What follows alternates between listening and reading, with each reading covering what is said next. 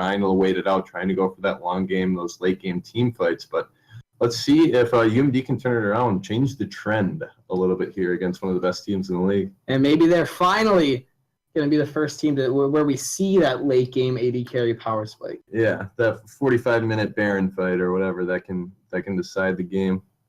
And we're trying to communicate a little bit with our streamer. He tried to shout out and tell me something there real quick that I missed a little bit.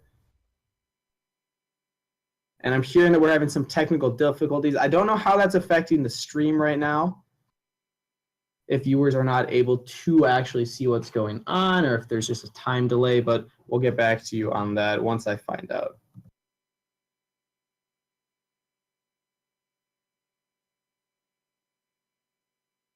Okay.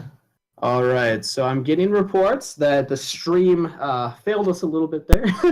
Some big technical difficulties, but hopefully we're back up and online. Even if you can't hear us, we're just going to keep going anyway, because we're professionals. Yeah, just keep talking all day. League of Legends. I don't even worry about the fans. This is just what I enjoy doing. Yeah. And talking about enjoyment, this game is going to be exciting to see. This is Chicken Chasers against Mankato, two of the higher up teams in the standings right now. Going through here, Mankato with Fields Batman top lane, under 50% jungle with Gigabyte in the mid, and then I Love Varus with Ransack Moose in the bot lane. Oh, we got to make a top 10 best names in MNLCS. I don't know why I like that name so much, but man, do I like that name. But keep in mind, on the side of the Chicken Chasers, we have Kitty Robot, or as some call him, OL, upper arrow X, upper arrow LO, with Zyx in the jungle, BO0 Stead 420 mid, boosted, as some would call him, with Gavin 97 and the Boych Wonder in the bot side. Yeah, and if any of you have listened to our cast before, me and Steve are all about the level 1 cheeses, and it looks like both teams are grouping up here. This is Christmas morning right now. A nice 5v5 level 1. This is what we all want. Keep in mind. I'll keep going, Karma. The level 1 invade from Mankato is much stronger, but they will get caught out first. There's the Cyan Knocker with all 5 members. Gigabyte forced to flash away, but the damage is returned. Huge Karma Q, and no kills traded yet. Oh, that was a treat. Might have hit all 5 members. Hit at least 4 members with that sign. Oh my god. That was a juicy. Oh, that was exciting. That was really exciting. See, even if you don't get anything, there was a flash and a heal blown from Mankato, and actually no summoner spells blown on the side of Chicken Chaser, so advantage to the Chicken Chasers. Good patience there, waiting in that brush, thinking, hey, Kato's going to come here. They want to invade us, and they were ready for it. They pick up 2 summoners for it. And what's interesting is that Mankato just objectively has the better all-in level 1. The only difference is that Kitty Robot was able to knock up all 5 members, and also they were able to get the first attacks. And if they had both met in the river, I think it would have gone a lot differently. Karma being incredibly strong level 1, and Lucian being able to put out so much damage with every auto attack made me think that Mankato was going to win that, but yeah, I was wrong. Fantastic starting engage. There's a 5-man Scion knockup, and now Ari has no flash in the mid lane. We can look for Zionex to go there early, and there's a little cheese right here. A cheese happening for Gavin 97 and Boych Wonder. Keep in mind, they still have summoning spells available. Exhaust on I Love Bears back up at Gavin 97. Heal is available for Gavin, but First Blood doesn't even get a chance to heal. Does not get a chance to use either summoner there, and maybe just didn't think that Lucian had quite that much burst. Well, it was also the Karma. The Karma ult Q right before Lucian got that auto attack. Almost taking the kill. Yeah, so good little cheese there coming in there from I Love Varus and Ransack. Oh, God. Kitty Robot flashes away from Fields Batman and goes down, but actually might get the return kill as the passive means he might be able to catch up. Oh, nice. That a boy, Kitty Robot. Kitty Robot getting back in there. A trade 1-for-1 in the top lane. After the first blood was given over to Kato, a nice trade there for Kitty Robot. And 3 kills in sub 3 minutes. Pretty rare to see that. That's good. Lots of summoners blown, already 3 kills. This is an interesting game. TP's traded in the top lane as well. Yeah, and now maybe things will settle down. Hopefully not. Yeah, I want some more action. And I'm getting told that we might be a little behind in the stream, so I am actually accelerating us forward so that hopefully we're matched with everybody. And we were just talking behind. Oh, I believe we were talking behind it for a bit. That might have had something to do with those technical difficulties that we were having. So I'm just gonna make sure that everything's good. I'm gonna talk with our production guy. I'm gonna name call him. Sorry, Mike. Now everybody knows. Give a shout out to Mike in the Twitch chat. Hi, Mike. Right now we're seeing a little bit of a trade in bot lane. Have a 97. Trying to see us under turret, actually getting all of the minions. Doing very well there with the Janna alongside, making sure that the Janna gets the auto first so that the Jinx can finish off the minion and pick up that gold. Yeah, and now I'm seeing Gavin going a little aggressive on the I Love Varus, getting some trades as Kitty Robot trying to fight with Fields Batman again. Still just cannot get the damage off. The Kitty Robot is outputting, or that Fields Batman rather is outputting, but if he can get under his turret, maybe he can get away, taking some damage. The shotgun barely not enough to take the kill. So close of a trade there in the top lane. Kitty Robot is able to get out. Still a nice trade for Fields Batman there. And is comfortable with a nice 8 CS lead here, as he will be denying more, pushing that wave under the tower where Kitty Robot tries to get back the lane. Yeah, now again, these trades mid mean that Boosted might actually go down. Flashes under turret, but Ignite is still ticking. Oh, one more Ignite tick, he would have gone down. Barely escapes with his life. Does not quite get out of that one here, but I do not want to talk too much as Zach is looking for something here, but the Rek'Sai is around. Both junglers are bot. Oh, and the Tremor Sense is able to spot out under 50%. They knew he was there. Okay, so no action there, but just previously Gigabyte with a nice trade there, trading the Ignite for the Flash on Boosted 420. So Boosted 420 will not have that summoner for a little while here. And can look for the Zac to go mid as Gigabyte's Flash is just coming up. Cool. Yeah, and we're talking about Xyx might have wanted to prioritize that mid. Before Ahri's level 6 and without a Flash, he actually doesn't have that much maneuverability.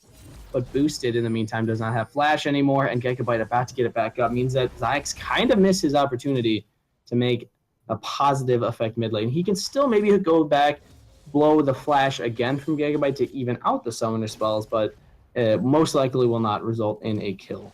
Yeah, it's going to be much more difficult, especially if she gets in there after Gigabyte hits 6. Then Ahri will have so many ways to get away. Does not have the Ignite, though, so it will be harder for her to trade a little bit back on. But, yeah, Xyx will have to try to make a play probably somewhere else now. Yeah, maybe that top side.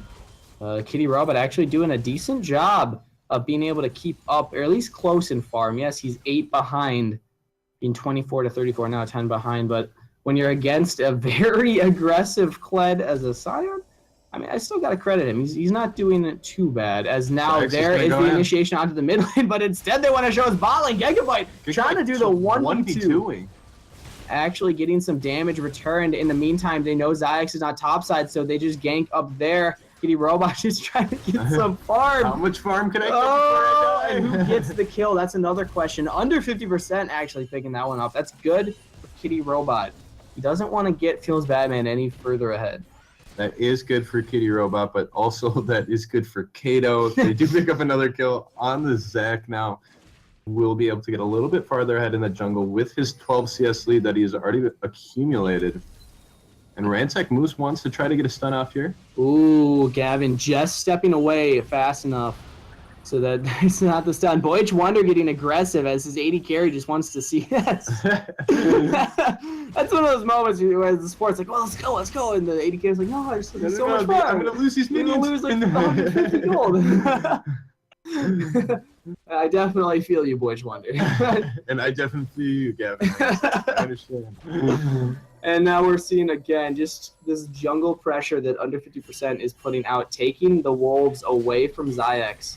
Getting that level 6 early, his ganks are going to be much more effective. Boosted actually getting onto the bot side, getting lots of damage, and Xyx here as well. Flash, can they get Ransack Moose? At least Boych Wonder taking a lot of damage as TP is completed from Fields Batman. Exhaust goes down, heal is not available anymore.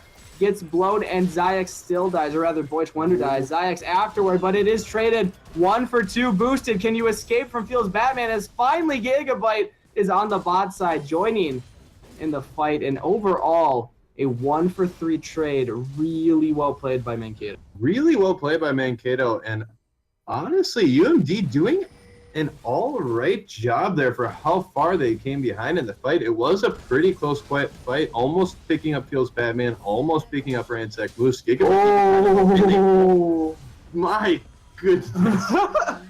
That was ridiculous. Charm does not land. Actually, it might have, but that feels really bad for UMD right there. Really close in that engagement, but come back so far behind just overall gold-wise. And that Super Mega Death Rocket just ticks away from being able to take those guys out. Kitty Robot not channeling the teleport, staying top lane, meant that fight really, really turned in Mankato's favor. If he had teleported as soon as Feels Batman had, maybe he would have been able to turn that around because it was so close. Feels Batman and Ransack Moose and Gigabytes were all pretty low. Yeah, those are the frustrating fights when you lose so hard. Like say it's a 3-for-1 or 4-for-1, but the fight was so close. They were so low that just a few more autos would have taken out multiple members there. So that does feel bad for UMD and like a game that they really want to win. Yeah, and keep in mind that type of play might not work for Mankato once Boych Wonder reaches level 6. Once he has Monsoon available, he's going to be able to peel much better for Gavin97. A lot of the issue there is that under 50% and Feels Batman were able to, or rather not under 50%, top side, Feels Batman and Gigabyte were able to kind of jump onto Gavin, take him out early. So he had to just run away. He didn't have anyone to zone for him. So all he could do is just try to shoot from a distance, but he didn't have that much damage this early in the game. Yeah, and they were almost able to burst out Isle of Varus. He had a nice flash over the Rek'Sai on Burrow, able to get him away. Other than that, they layered the CC quite well until that point, and after that, they just weren't able to burst the Varus and just lose the fight.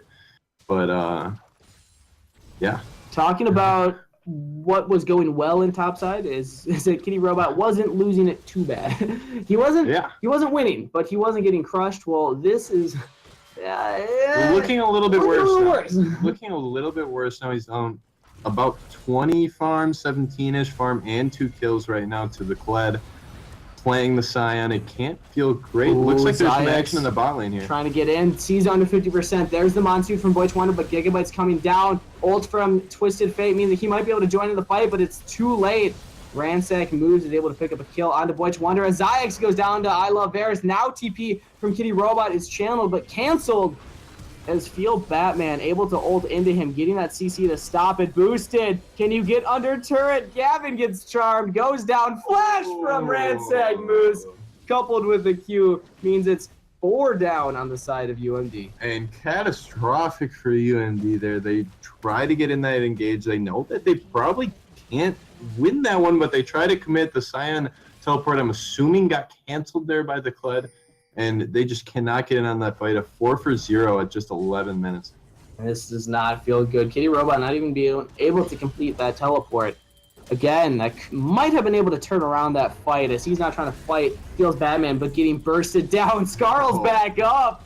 Might have been able to win that flash away under turret. Feels Batman almost picking up a solo kill. So close there, and it looked like he might have been able to get more aggressive there, but Feels Batman probably knows better than I do. And with this lead, there's no reason to get too greedy. Decides to back off.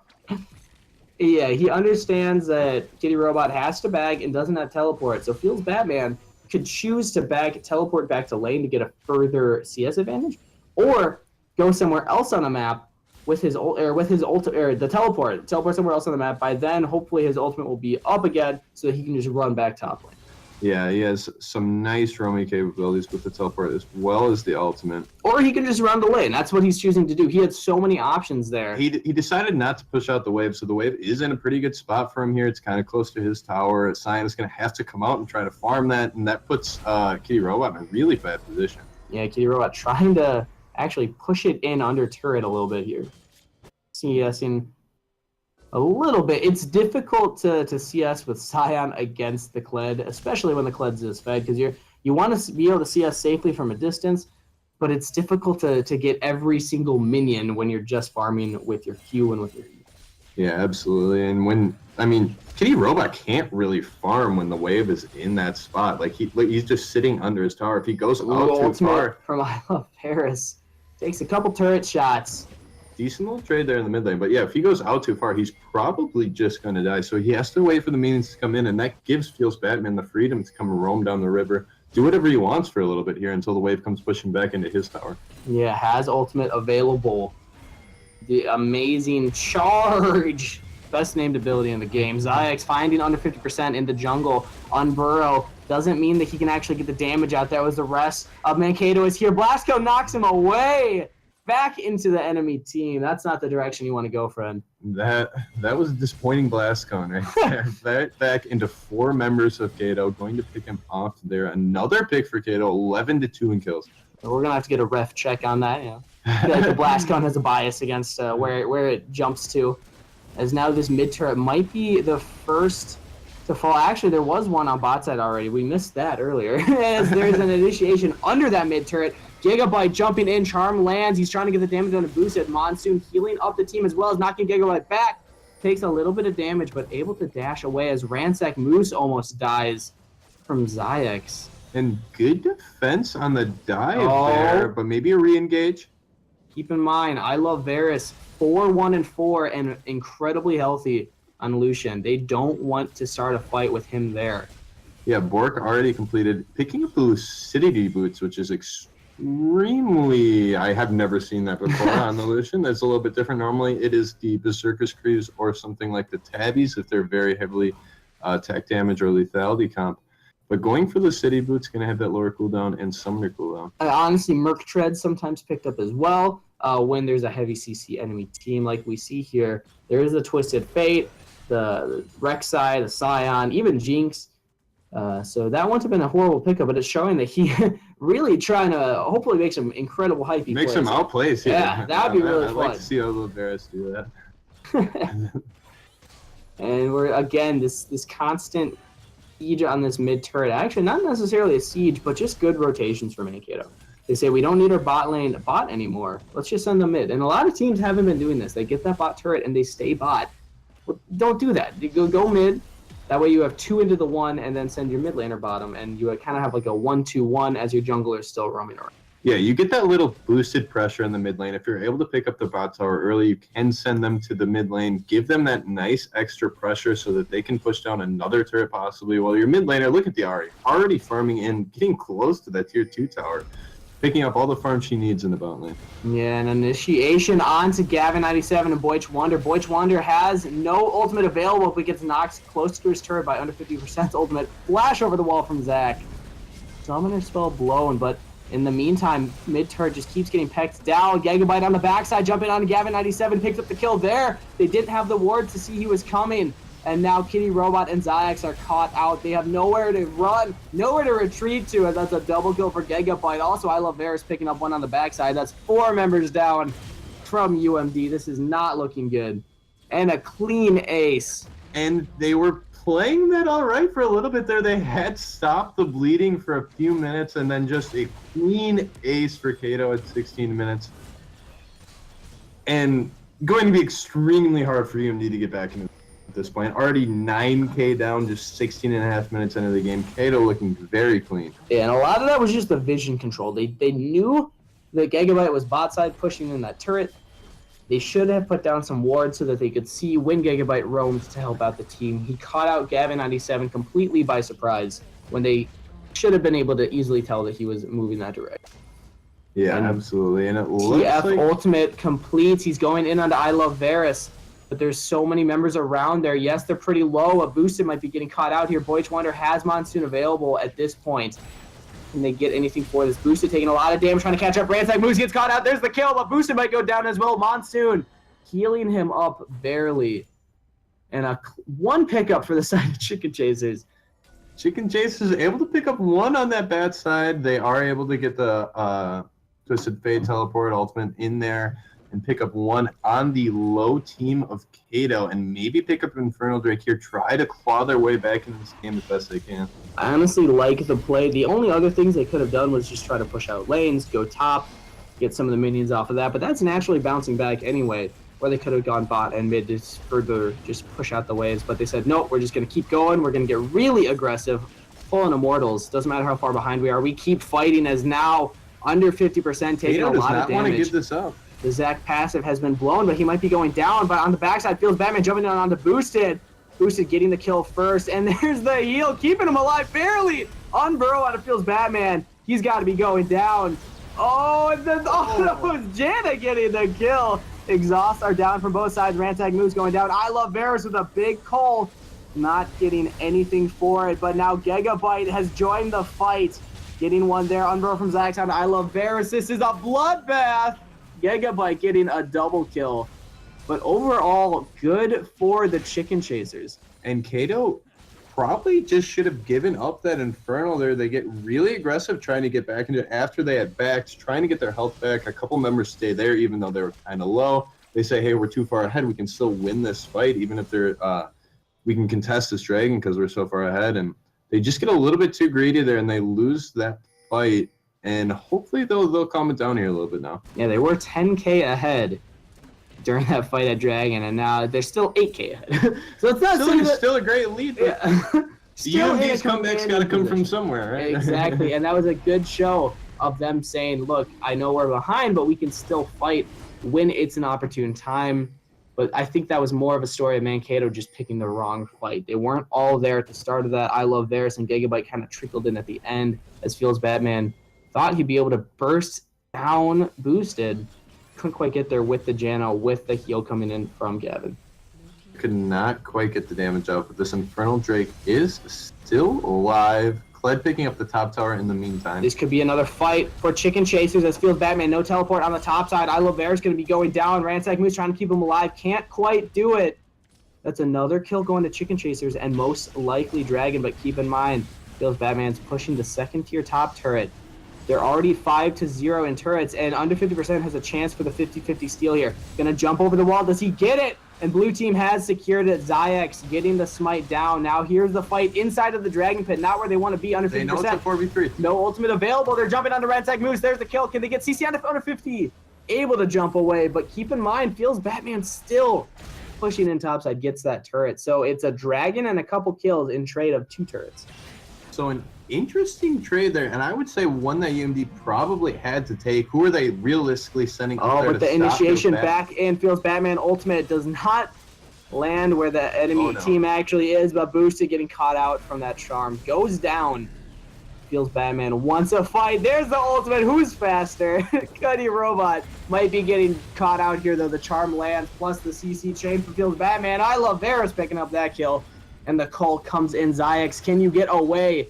You can. And a clean pickup here for Mankato. It looked to be going all right for Chicken Chasers, but they just lost it a little bit. And there. a couple great charms coming in there from Gigabyte, able to ensure both of those skills. That charm lasting so long at this point in the game, and it looks like they're going to go for this Baron. And this is a very early Baron, 21 minutes in, but they know the Kitty Robot's down, and they know that the team of Chicken Chasers decided to reset. So it should be a relatively free Baron. Keep in mind, they are starting to rotate up top, but no way they can get there in time. Red team secured. Smite goes through.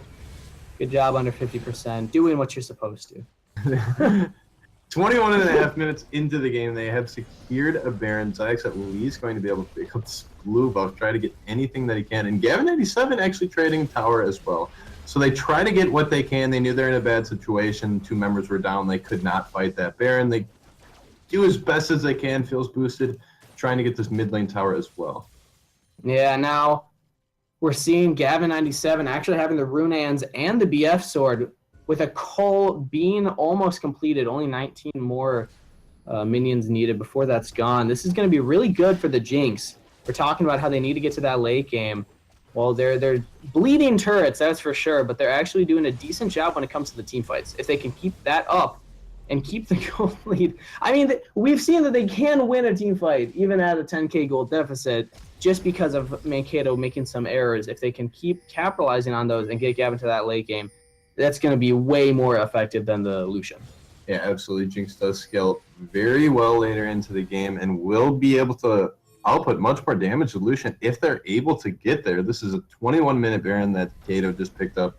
They are 10K up 22-47 into the game. So just getting 20 more minutes, 15 more minutes in the game is going to be extremely difficult for UMD, and they're going to have to play this very safe, very calm, very collected. Yeah, they basically have to double the amount of time that they've already spent fighting this uphill battle against Mankato, as now Mankato is on to their inhibitor turrets on every single lane. Yeah, pushing in from the bottom lane. They have the Kled split pushing out. Will they keep 4 in the mid lane? The Zach's kind of lurking in the brush, maybe looking for a dive or a pick on anyone that comes out. As Kitty Robot's trying to stop Feels Batman from pushing bot and actually doing a decent job. But keep in mind, Baron minions can only be stopped for so long. But the wave clear from UMD is actually incredible. If Charm lands, that member will die. Boosted actually able to juke it just barely, but uses Flash to get away from the Cole from Batman. Or Varus, rather. Yeah, it does have to Flash to get out of the calling. So nice trade there for Varus, but still good defense. Have not given up anything yet. The mid tower still very healthy. It feels weird saying dodging the Cole from Varus. It just doesn't quite sound right, but that is what's happening as the initiation under turret, under 50%, trying to tank as much as he can. The Monsoon knocks him away. They might actually layer the CC, and under 50%. Flashes the wall, barely staying alive. Gigabyte taking a lot of damage. Boosted! Oh, the Nice Super Mega save. Death Rocket picks up the kill as Mankato is in full retreat. This is looking huge for UMD. Can the yellow card land? I Love Air is going to be going down. Ransack Moose, you cannot get away from all members of Chicken Chasers. It is a 0 for 2 right now as they successfully defend mid and might pick up something else here. Nice. Oh, the yellow card lands as Flash from Ransack Moose does not save his life. And the Mastery emotes go out. And a huge pickup there for UMD. 3 for 0. Gonna pick up this mid lane tower. Let's see what else they can get off of this. Still Baron minions. Kled going in 1v4. Thinks he can save the turret, but he can't, as the CC might just keep getting layered. Feels Batman, more like feels bad, man. Goes down to 4 members of Chicken Chasers. And this game is getting blown wide open. We were talking about how difficult it was going to be for Chicken Chasers to stop this siege. Well, they just showed us all you got to do is wait for Mankato to make a mistake. All you got to do is, wait for Mankato to dive under tower. They get much too greater. They layer the CC so well under that tower, able to pick up some nice key kills. Gavin97 with a key Super Mega Death Rocket to pick up the kill onto Gigabyte. And really, after the Gigabyte's down, they're able to engage, able to continue on in the fight. Yeah, and one... I honestly don't know what happened to Gigabyte in that fight. This is where I want to be able to see a replay, because I was focused on under 50%. He was tanking the turret. He's where everybody was trying to layer the CC, but Gigabyte was so low when he ran away from turret. I don't know, maybe the turret aggro shifted to him, or maybe the members of Chicken Chasers wisely just chose, let's burst down the carries, not the tank. Either way, though, really well played by Chicken Chasers, capitalizing on the mistakes that Mankato lets them. And still decently down in this game, but really this is a much more reachable gold lead and a reachable game to come back from. It is now possible. Ooh, and another initiation from under 50%. Feels Batman and I Love Varus are here to follow up as boosted 420 is on the top side. Ultimate is available to him, but not be able to join the team fast enough. They're just trying to deny this dragon. It is just an Ocean Drake. I would happily take that top lane tower and that nice push on top lane. Thought Gavin had a chance of stealing that, actually. Close. That would have been very exciting, as now boosted 420 still pushing in on the top side. Feels Batman coming to answer it. Can Boosted actually get away? These are the moments where you're like, oh god. Oh, no. Oh, actually the back is canceled. Boosted can't get away. And Kled killed me in 2 shots. Living up to the name. Not quite back in time. And that is not great. It would have been fine there, though, if Boosted 420 could have gotten out of it there. I would have taken that mid lane tower for the Ocean Drake. Ocean Drake much worse at this stage of the game. Still does have its perks, still worth getting, but... It just means that the siege is a little more consistent. You can handle the poke, but now another initiation under turret. They already tried this once. Can it work again? Exhaust on the Feels Batman trying to jump onto Gavin97, but there is the Monsoon from Boych Wonder as Gavin doing a fantastic job kiting out Feels Batman. That's a 1 kill for 0, but now under 50% on the backside trying to kill Gavin. They finally get him down, and the turret falls as well. This is not looking great for Chicken Chasers. Without that turret, they lose a lot of their damage. Zayek's going down, but Boosted finally back up. Gets into the team fight. Can they at least defend the inhibitor? Kitty Robot trying to chain the CC, but they're onto the wrong member. Under 50% is so tanky. You gotta find a way to jump on that back line. Yeah, cannot quite get there. If Boosted 420 was there for the entirety of that fight, I think it would have gone a little bit differently. He's going to ult in somewhere. Doesn't Looking quite. to get on Isla Barris. He has the vision of him, but no flash available to get over that wall. He would be able to easily clean him up if he could flash yellow card him. Can't quite get there. Decides to just pick off this control ward. And an interesting fight there. Kato knows, hey, this didn't work last time, but now they only have 4 members. Maybe we can try again. And that time it works much better. It's a 2-for-1. They pick up the tower as well as the inhibitor. And honestly, it was such a hard job of getting the waves cleared to siege that turret. So they said, look, let's just initiate. Let under 50% and Feels Batman tank the turret, get on the back line, distract them while we just take down that turret. So I love Varus that entire time, just continually autoed attack. And once the turret was down, there was really no defense from Chicken Chaser. Chicken Chaser's just, yeah, without Gavin 97 or Boosted Zayax 420. might be getting caught out. Charm does not. Vast majority of their damage is no longer there, and it is kind of tense there in that River Baron area. Baron is live once again. Feels Batman and Kitty Robot both on the bot side. I don't know if Kitty Robot can take this 1v1. Playing passively, though. Yeah, Kitty Robot's going to have to play very passively down there. He does not want to get soloed out by the Kled. That would be really bad for his team. Open up Baron opportunities as well as other things. Oh, I love Varus might be getting caught out. Zayax does not flash on Burrow. Want to clear the waves. I think this is the time to initiate if you have it available, though. Kitty Robot has the teleport, can join the team fight. Feels Batman cannot, but keep in mind, Feels Batman would be able to push that bot away. Boosted, 420 flashes away, but the charm lands.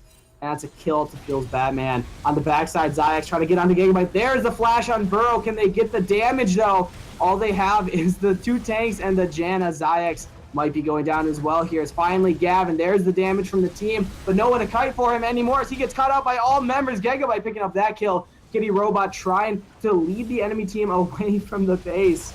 Goes down himself, and this might be game for Mankato. They have the super minions, and they have their entire team up with only 2 members of Chicken Chasers to defend these Nexus turrets. And Kato really picking up their targets nicely there. They pick up Boosted 420, kind of pick them up right away, and then it's immediately, let's kill Gavin 97, let's get rid of their damage shows right away, so they really can't contest us, and there's just no way they're going to be able to contest this siege, and that will be game for Mankato. Yeah, the Nexus is going down. Flashy plays are happening, but unfortunately, that just feels bad. Chicken Chasers had an opportunity Some good fight to from get back. UMD there, yeah. Good fight. Gavin was reaching that power spike. He had Infinity Edge with Runaan's and a Rapid Fire, but he needed something to keep himself alive because he wasn't getting that much peel during those fights. Honestly, it was constantly Feels Batman just jumping on him and him trying to survive solo against the Kled. So maybe something like a Bloodthirster, once he had reached that point in the game,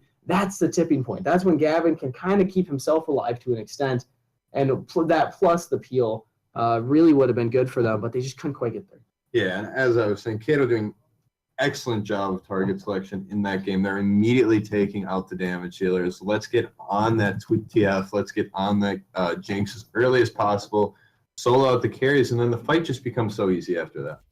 Yeah, and good first game of the evening. That was a lot of fun stuff happening there. The team fights were amazing. The hope in the eyes of the Chicken Chasers, you could tell it was there, and they wanted it so bad. And unfortunately, not able to get it, but really well fought. Cannot credit them enough for the fight that they were able to put in here. So good job, Chicken Chasers. When it comes down to player of the game, this is a little more difficult because I want to give it to Feels Batman just for being able to win that lane solo, as well as constantly providing that split foot pressure. But he also made some of those plays that were a little more questionable, trying to jump in without his team and getting caught out in the meantime.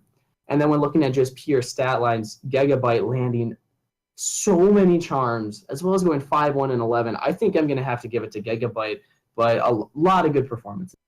Yeah, this is a very difficult choice, honestly. I do like how Feels Batman played, and he did make that pick at the end of the game that kind of blew it open for them, that pick onto Boosted 420. So a lot of honorable choices in this one. Isla Varus also having a great game on the list. Yeah, and even on the side of Chicken Chasers, Boych Wonder, 2-3 and 11 on a Janna when the enemy team has Ari and Kled and also very ahead. So playing very passively and how you're supposed to play Janna. So doing a really good job there. Overall, that is our game 1 of the evening. Stick around, though. We're not even close to being done with 3 more games ahead of us. Next up is going to be McAllister against the College of St. Scholastica Pupper Dogs. We're going to take a short break here, and we'll be back in about 5 minutes.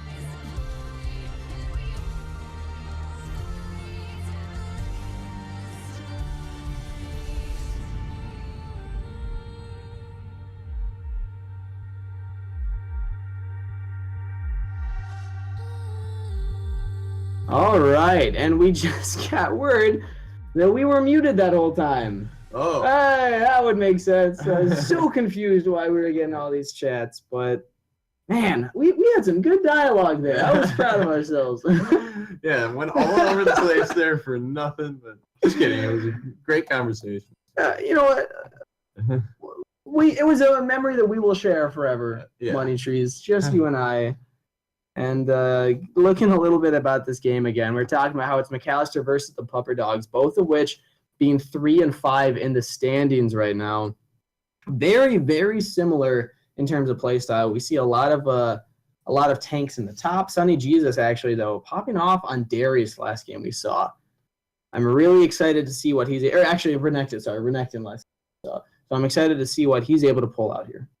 Yeah, absolutely. And from the side of the Pupper Dogs, we have seen a lot of tanks in the top lane. We see the Nautilus, the Maokai, the Gragas, the Shen, and really the only non-tank that we've seen in play is the carry in Fiora. So I'm curious to see how Puffboy and Sonny Jesus kind of carry out this day. Will they go to the tanks or will they go to the carries?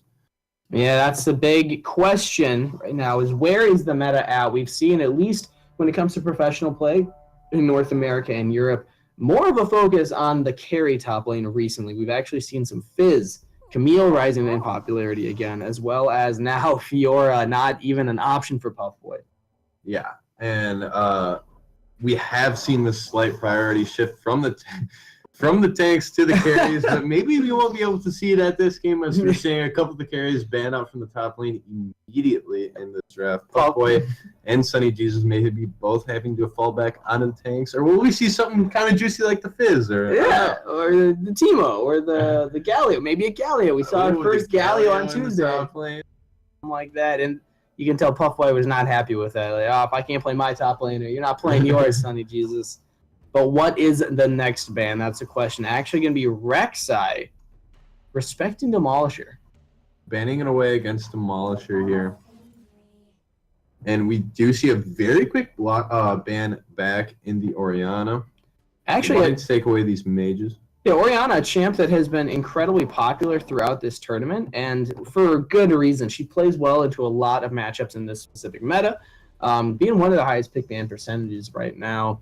What I'm interested in is the ban against no suits, is what he's going to play next. We've seen him play a lot of Orianna in the past. Is he going to translate to that Ahri? Because lately, Ahri and Orianna have been the top 2 highly contested mid laners.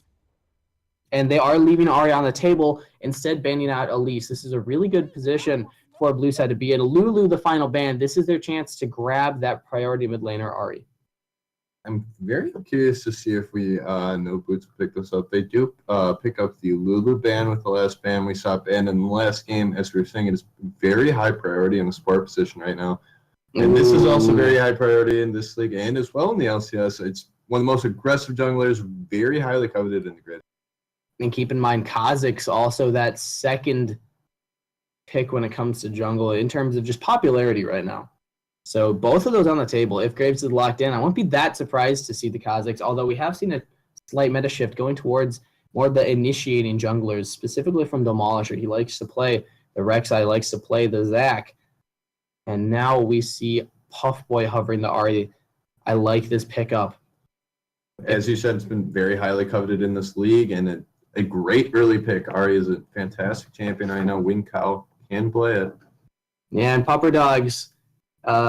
This is exactly what you want to do. This is how you handle a pick and ban for anybody. Take notes right now, because Blue Side gets first pick on a priority champ, but when it comes to banning things out, if Red Side, if there's 2 champions that you want, you can choose to not ban either of them. Leave them on the table, because even if Blue Side gets one, you still get the other. So yes, Graves goes over to the Blue Side. That wasn't banned out, but that means Ahri's on the table for Red Side. And now Nasus being hovered, actually.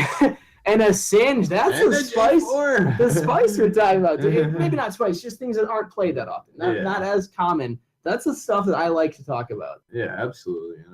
Curious to see if they would actually lock any of those in. The J4 and the Singe both seeing a little bits of play. I mean, they're not like unheard of. They've played at least once. Yeah, and they're not unheard of, but yeah, slightly uncommon. And I love it when these players pick a champion into another champion, and I have no idea what the match Yeah. That's the type of game I like to see. It's like J4 and Anar. I don't know who wins that. Like, I haven't seen that in a very long time. Somebody would probably update me in the Twitch chat who would win that. Most likely Don. But it is Vladimir and Kalista locked in. So Kalista, we were talking about it. She's getting some popularity again. Yeah, absolutely. As we were talking about before, the 80 carry pool is just so wide right now. And Kalista does fit into that 80 carry pool. She's able to build Bork effectively. Probably the very best 80 carry item right now. And Bork on Kalista is great. They also pick up the Vladimir, seeing a lot of priority rise in this champion in the most recent weeks. But then an instant lock-in from Lee Sin. Demolisher, confident he can play it, and now there's the Nautilus. We're going back to the tanky top lane. The tanky top lane, and will we see the tank into it? Those wet noodles beating each other back and forth. Please don't let it be a Poppy. For the love of God. With the Renekton as well as the Fiora ban, there's a reasonable chance. That's even much worse. That is much worse. Sonny Jesus, pull a miracle. Play something else. Come on.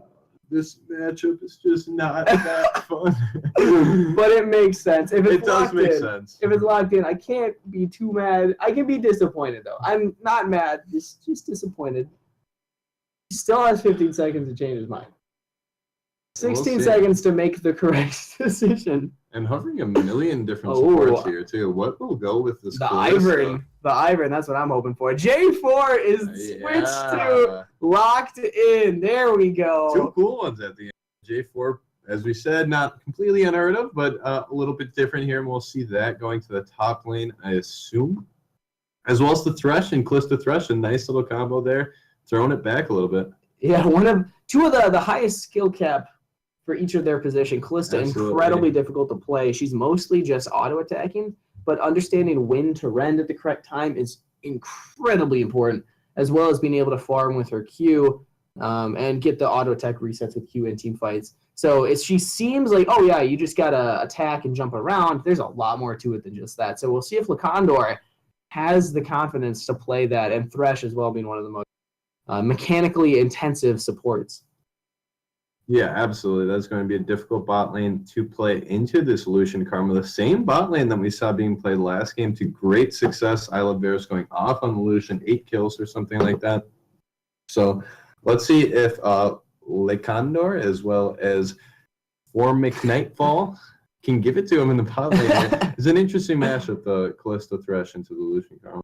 Yeah, and this one's going to be a little different. Kalista's still a very high-scaling champ, but more of a similar build path to the Lucian. Last time we saw Lucian into Jinx last game. Jinx doesn't really get powerful until she has at least 3 items, whereas Lucian is strong coming back with Bilgewater Compass. Like, that's a mini power spike in and of itself, but Kalista is going to be able to match that to an extent. So I'm excited to see that bot lane matchup. And now the mid lane, both choosing to take Ignite. Very, very aggressive choice. Very, very aggressive choice for both sides. Already trying to stop that healing from the Vladimir. Probably going to see some kind of early executioner's calling from the Lucian. Try to stop this Vladimir healing. He can be so annoying to deal with in those fights. It's just not even fun. It is really not an enjoyable champ to play. Oh, he hemo-plagued our whole team, and he's full health. He can't take any damage, and he killed our entire team. He cooled all of our ultimates. Sounds good. Cool Lee Sin's cake. That's great. But Vladimir, obviously a very strong champ. I honestly can't think of a time in recent memory that he hasn't been strong at some point. Even played in top lane for a little bit. But that's where we're going next. Let's look at that top lane matchup. The J4 into the Nautilus. This is exactly what I was talking about. Because I don't know who wins this. I'm not exactly sure. I'm thinking that the Jarvan 4 early in the game would kind of be able to win those slight little trades, try to get ahead, maybe out-farm the Nautilus a little bit.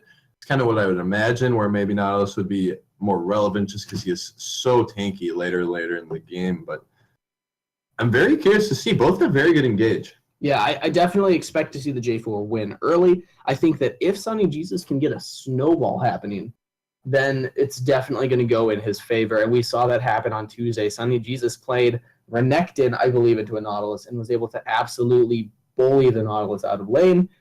So the J4 makes a lot of sense here. It's going to be, in my opinion, a similar play style in terms of just being able to get that early lead and then translating that early lead into the snowball. Matchup we haven't really talked about here yet is the Lee Sin and the Graves in the jungle matchup. Both very aggressive early, both very strong early, like to gank and get ahead. I expect to see both of these junglers try to get early ganks and try to push their team ahead early, because that's really when they're the most strong. Yeah, both with ability to gank early and both with incredible power spikes once they reach level 6. So I could imagine either one of these junglers choosing to do more of the full clear, try to get to level 6 earlier so that you can have a more effective gank.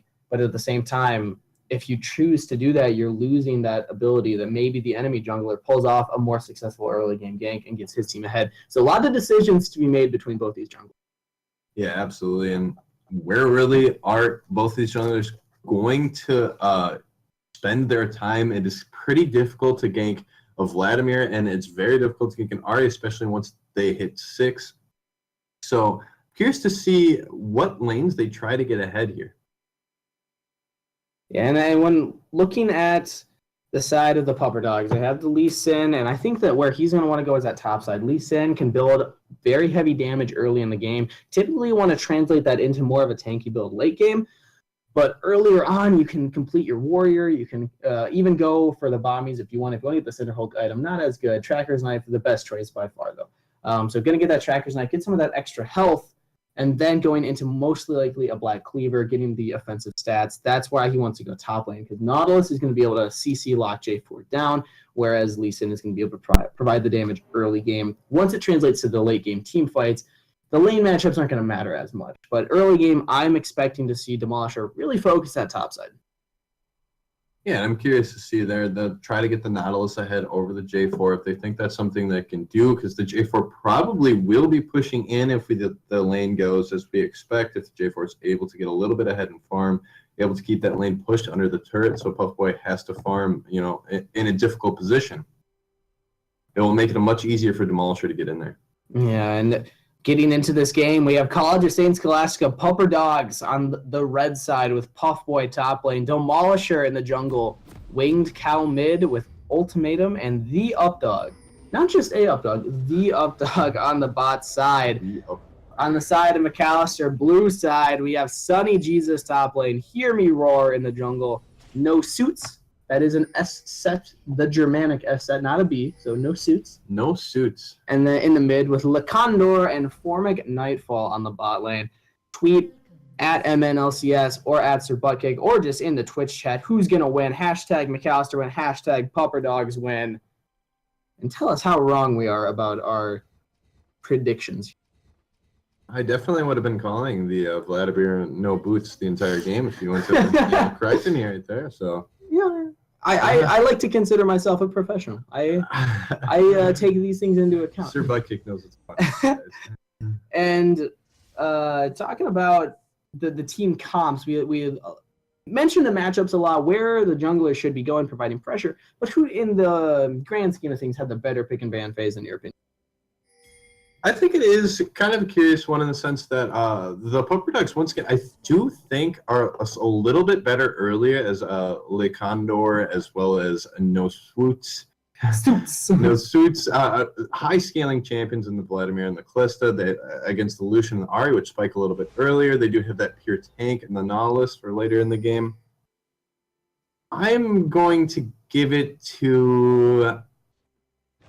I'll give it to the Kalista Vladimir. No, I'll give it to the Pupper Dogs. I'll change my mind. I like the Pupper Dogs comp a little bit better. They can spike a little bit earlier. We've seen so much success on that in the tournament, these early scaling teams instead of the late. So I'll stay on that trend. Yeah, I definitely agree. I got to give it to them, if only because of the win rate success of Ahri. Any team that gets that champion, unless you're playing into the Orianna, I'll have to double check the stats, but I want to say that the win rate of Ahri into non-Orianna has got to be above 80%. It's just ridiculous how often this champion can not only win lane, but also just affect the late stages of the game as well. We're seeing Puffboy actually losing a little bit of this early game matchup. This is what we're talking about. They're not even level 2, but he's half health. Yeah, quite a bit of trading. I'm also going to take a tower shot. Sunny Jesus jumping in on a Puff Boy now gets level 6. And that is going to draw some jungler attention. Oh, and the death sentence. That doesn't feel good as a sports. Oh, come on, AD Carry. Why'd you do that? In the Rend, first blood. Really well played from Lakondor. Nice ignite by Nightfall, making sure they conserve the damage, and Lakondor knows when that Ren can pop, knows when he can get the kill, picks up the first blood, 250 in the game, and Death Sentence is available and lands onto Ultimatum. Heal goes down, flash away, Lakondor flashes in, but doesn't need it. Still getting a second kill of the game. And they pick up 2 in that bot lane matchup very early against a Lucian Karma, who should have that nice early push pressure against the close to Thresh, so very well played by Condor and Nightfall there.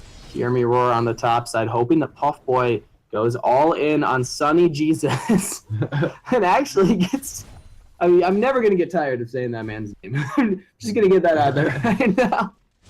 And now, spending a lot of time top. This is not something that I like to see junglers do, honestly. Although he might get it with so much trading going on. The counter gank, they don't expect it coming, and now out of nowhere, Hemir roars in the face of Puff Boy, picking up a 3rd kill for his team. Demolisher doesn't have, or actually rather does have 1 ward to jump away with. So burns flash, but does not die in the meantime. And really, really well played from Hemir Roar. Cleared so much quicker than Demolisher and went straight top, expecting Demolisher to gank up there, and was so patient. Yeah, with all that early trading going in the top lane between the Jarvan and the Nautilus, you just had to assume that there's going to be jungler pressure from both sides there. And Hear Me Roar gets up there early. He's very patient, stays in the brush. Puff Boy has no idea as soon as Demolisher wants to go in. Hear Me Roar shows his face. Oh, and they win the trade. The smoke screen kill or steal on the mini Raptors. That's that's a next level strat. The smoke screen kills with Graves and the smoke screen steals with Graves are the juice. Oh, yeah, full AP Graves still. I'm telling you, it's good. As Winged Cow losing a little bit of this early game mid lane. Catch up a little bit in farm, though, just from where the wave is momentarily. I'm curious to see if the junglers are going to even roam mid at any point during this game. Winged Cow about to get level 6.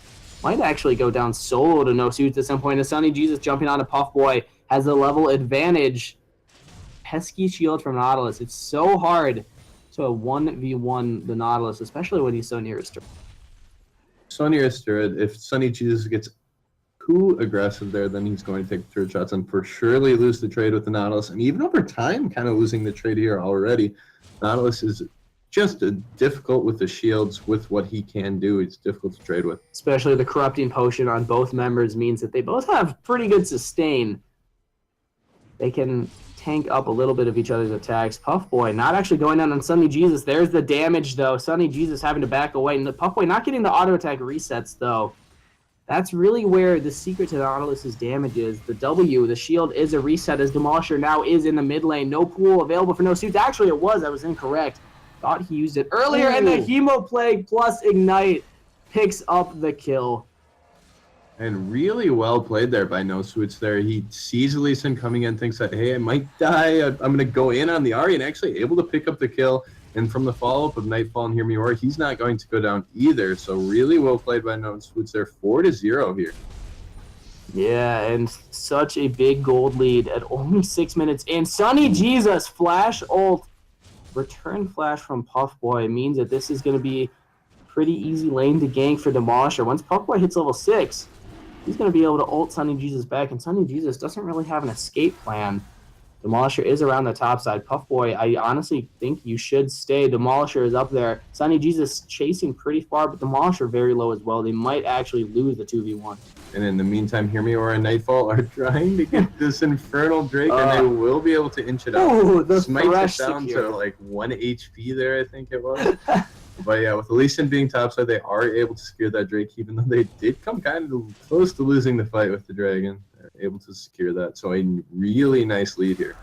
And things are not looking great for the Pauper Dogs. McAllister, they're tied in the standings, but they want to prove that they are not tied in the skill. As Lakondor showing up huge in Kalista, I was questioning the pick just because of how difficult it is to play, but he's proven me wrong. Yeah, he's looks fantastic. Oh, but a roam from Sunny Jesus onto Winged Cow. Winged Cow blows the Spirit Fire or Spirit Rush. Gets away. Doesn't have flash available, but this is the problem. I mean, Ari Ultimate is basically 3 flashes. It's gonna be hard to get that. Ooh, Hear Me Roar, not able to get his own red buff. That feels pretty bad right there. Yeah. The resetting camp. They are able to get the ultimate off from the roam from Sunny Jesus on the Jarvan, so they do get something from it. Maybe not quite as much as they wanted, but didn't lose any minions for it, so worth. Yeah, and now talking about this top side, Sunny Jesus, all he needed to do was just snowball. That's what we're talking about. If he can win the early stages of the game before Puffboy gets too tanky, he's really going to affect the team much more efficiently. And this is the start of that. He's already twice as much farm as Puffboy with an assist under his belt, meaning that he's going to be really strong next time he backs and comes into lane. Yeah, absolutely. Has the TM picked up already. See what he decides to build that into. And if he can continue to bully out this Nautilus, because in 5-10 minutes, it's already going to become much more difficult for him to do a lot of damage like Sunny that. Jesus ultimate is available with no flash from Puffboy. He's got to throw it out now, though. Don't let him get under turret. Sunny Jesus held on to it. I'm actually surprised by that choice. I feel like he would have had the damage if he had just done the all-in from the J4. Instead, we're just looking to continually get ahead in that CS lead. Updog jumping onto Lacandra, taking a lot of damage in the meantime, though. As Flormic Nightfall and Hear Me Roar both coming down. Demolishes on the backline. Heal flash from Lacandra still goes down, but here is the backup. Death Sentence misses. Hear Me Roar ult misses. Still picking up a double kill, though. Teleport canceled on the top side. Puffboy decides to not take it. And a 2-for-1 there from McAllister, increasing their lead. Graves' ultimate does miss, still has the damage. Does Sunny Jesus want to go in? He does. Jumps under turret, ultimate available again there, and taking so much from this turret. That is the moment he decided to go in. That's questionable. A little too aggressive there. He got the ultimate out from Puffboy earlier, and he really wanted to make use of that. He thought he maybe had the burst, but just did not quite have it. Under turret against the Updog, trying to get as much damage as possible. Flormic Nightfall, 1 auto picks up the kill. That's a good support. Tank for your junglers. Tank for your junglers and grab that kill. He's securing kills. He did secure the kill, though. He needed to grab that one. So well played by Nightfall. They take the turret correctly. Hear Me Roar gets as much damage as he can. And able to secure another one, 7-2 in kills, as well as a 3K gold lead just 10 minutes into this game. And honestly, there's been moments that seem like they're going in the favor of Pupper Dog, specifically top lane here now, as Puffboy is able to bait Sunny Jesus under turret and get the kill. Flormic Nightfall going back in on to Ultimatum. Death Sentence lands. Kill going to Lacandra this time. No suits. In the meantime, getting the solo kill on the Ahri. And none of the lanes really going great right now. For the side of the Pupper Dogs, losing across the map. They have the solo kill in the mid lane on the Vladimir, as well as the great ultimate coming in from the Callista. And Graves is still bottom lane pressuring this tower, and it looks like they may be able to pick that one up. And teleport coming in from Sunny Jesus, canceled by Puffboy, means that Summoner Spell advantage back to the side of the Pupper Dog. Sunny Jesus keeps taking those turrets. You're jumping to the flag. Don't put the flag under turret, man. He's just a little too aggressive. Just ever so slightly, as now Puffboy has that Bomby Cinder, so pushing these waves is going to be a little bit easier. But honestly, you're doing a good job of fighting under your own turret. You might not want to push it too far, as he's leaving his turret range to fight Sunny Jesus in the jungle. Can he actually keep up with him, though? Demolisher is here. There's the bait. There's the kick. Sunny Jesus goes down to the jungler, Lisa. Nice little bait by Puffboy there. He goes through the try to make sure that Demolisher can catch up with him. They are able to secure that kill. Sunny Jesus going very aggressive. Thinks that he can win this trades, but he can. He just doesn't have the burst quite enough to be able to actually kill Puffboy. Yeah, and this is what needs to happen. I was talking about how Demolisher, if he roams top a lot, that's where he can get his kills. Nautilus with really good initiation, especially in the 2v1. If he can just CC chain Sunny Jesus with his auto attack, Q, slow from the E, as well as ultimate, that's so much time for Demolisher to just continually get that damage. Absolutely, and Demolisher able to capitalize there. They do get one back. It is on 9-3 in kills. Hear Me Roar deciding to not go in onto Puffboy. Might have actually been able to get something there, as Puffboy's behind in, or low in mana with no ultimate, but Hear me, we're backing off, going mid instead. Hear Huge me. burst damage. Wayne's Cow taking so much. The Ren doesn't quite get ultimatum, has heal not available. Actually, I thought it was. It's just a little bit of a shadow still left, but Flash could get him out. Instead, just deciding to back. Still forcing the bot lane back there. Ultimatum and Updog going to have to back again. They have, even though it looks like they've been pretty far down, they have been able to maintain, even in farm, even though the Kalista does has 3 kills, doing their best there to stay as even as they can and prolong this game. I gotta wonder, what is Demolisher doing on the bot side again? Yeah, he doesn't have much farm to clear top, so I understand clearing that bot jungle, but you gotta put pressure top as he's going in onto the members of McAllister. Goes down to Humir's ultimate. That one lands. And he must have not seen all 3 members right there, trying to contest for the blue buff. Yeah, wants to be able to secure his blue, gets a little bit greedy there. And Hear Me were able to pick up the blue as well as the Kalista kill. pops the ultimate. Thresh is on the backline. They're just zoning off. Cure the drag, which they do successfully. But Demolisher, this is what I'm talking about. Sunny Jesus is just constantly pushing Puffboy under his own turret. But Demolisher is not capitalizing on that positioning and is not roaming top to help out his top lane. And yeah, Puffboy has been... Oh, taking a lot of damage from Sunny Jesus. I don't know if you want to trade like that. Without your shield available, Flash out from the Cataclysm. Sunny Jesus taking more turret shots. Winged Cow is here for backup. No. Flash away and still goes down. Flash is just a little bit late there. If he would have flashed the previous tower shot, he would have gotten to fight that one and not the second one. But just a little bit late on the flasher. Finally finds the trade that he wants. Just can't get out from underneath the tower. And goes down. That has got to be pretty frustrating for Sunny Jesus at this point. He's gotten him so low so many times and just... He just keeps fighting under turret. Yeah. I think he's just got to learn. Like, maybe this is a bad idea, but instead, No Suits wants to fight under turret, taking damage from Winged Cow, goes down in the meantime. Almost gets Demolisher, but mid-turret does fall for that. So a kill for a turret, that's a good trade. Fantastic trade here again, and now it's 2 towers to 0, 11 kills to 5, 2 drakes to 0. McAllister looking very good so far.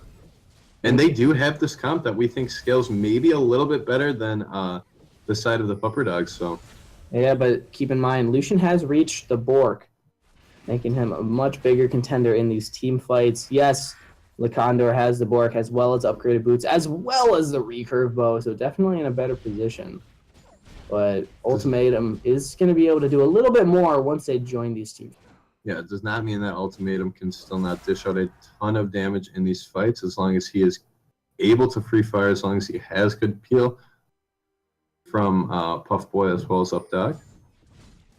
Yeah, now getting in to some of this jungle positioning, Demolisher is actually ahead of Hear Me Roar in farm. Hasn't been able to affect these lanes as much, jumping on the Formic Nightfall, but maybe he doesn't want it. Death Sentence actually goes onto the Updog. Really well played here from Formic Nightfall. Demolisher going to be going down. No Suits. Can you get a second one? There it is. A double kill for the Vladimir. This 4-in-1 Vladimir is just, it is not a fun-fed champ to deal with. It is so hard to understand. Just, you kind of have to burst him down, because if you don't, then he's just going to get on your backline and deal so much damage. But at the same time, he's so tanky. And if you don't kill him with his initial burst, it's just very, very difficult to win the fights. Yeah, and all members rotating out to the top side. Puff Boy could handle Sunny Jesus to an extent, but can he handle the entire team of McAllister roaming together, talking together, working together? This is how you win a Minnesota LCS game. But Pupper Dog's not giving up that easily. The charm lands, the CC chain is there, and this is what Puff Boy needs to do. Get on the backline, just disrupt the enemy team, and the Graves ultimate just not enough at the moment. Demolisher jumping in, the kick onto Sunny Jesus, charm lands, that's a kill, sacrificial lamb, but is it going to get the team anything more? There's a shutdown for Puff Boy, but a double kill for Sunny Jesus, make it a triple kill, and that does not work out in Demolisher's favor. He wanted to play the sacrificial lamb to get his team some extra kills, actually just moves Sunny Jesus closer to the squishy targets he's trying to get on. Yeah, and a little bit of questionable going there by Demolisher, though, but wants to be kind of hyphy. And all in all, 4 for 3 trade there, a large trade there at 17 minutes. And a really nice engage there by Puffboy to start that one off. They pick off Lacondor immediately. Pretty much just gets bursted down right away. And then they just get a little bit too greedy. They go in a little bit too far and kind of lose the fight after they had such a good engage at the beginning. Yeah, this is not looking great again for the Pupper Dogs. It seemed like they won a little bit of a trade there. Demolisher making the greedy play to get more for it. All they really wanted to do is defend the turret, take the kills they can, and try to reset. They're not going to win the late game. We talked about how well Kalista scales, how well Vladimir scales. But if they can just prolong these turrets from going down so that they can have a better team fight. I don't know if they need to be forcing these right now, but it seems like they think that they do. They're getting a little desperate. Yeah, and they side of the Pupper Dogs, they still do have the Nautilus. They still do have that great front line, great tank. Lee Sin will eventually build tank as well as a nice poke and pick potential from the Karma, and then they will have enough damage in the fights as long as they play them right. We do know that Vlad and Glissa said that we said scale very well, but it's not like the Lucian and the Arya are not going to do any damage. Yeah, exactly. So if they play this well, they can absolutely win these fights. They just have to find them. And when will that fight be? They got to do it soon. I understand the frustration of trying to find fights when they're not there. What you got to do is be able to capitalize when they are there. This might be a demolisher. I don't know if you want to go ahead on this one, though. Wisely chooses not to. I think he wanted to, for sure. Yeah, it was going through his head. He was doing the mental gymnastics. Man, I hit this. I hit the Calista. That's too juicy. I hit the 80 carry. He's the one I've been trying to get this whole time. And Charm goes wide. Wave goes wide. Or not Shockwave, rather. Lee Sin Q. Something to that extent in the name. And this is that siege on the top lane again. They couldn't get it last time. But it looks like they just want to get again. As now no suits looking to pressure mid lane. Bot lane pushing itself in.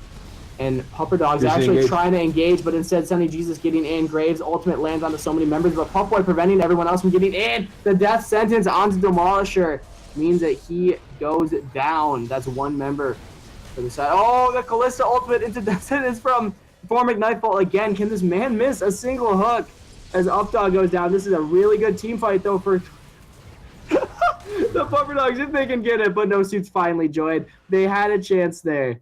If No Suits had not joined, they might have turned it around, but as soon as I saw Vlad, we knew it was over. Ultimatum trying to do what he can against Sunny Jesus. Not actually able to land the abilities.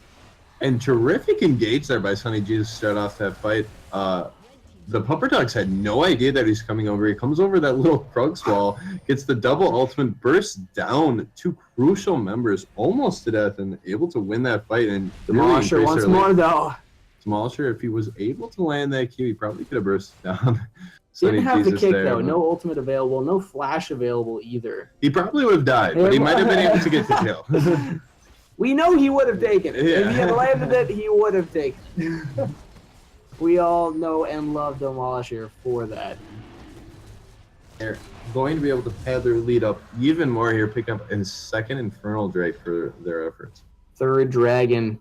We mention this every time a team has 2 to 3 dragons at this point in the game, but this is so crucial.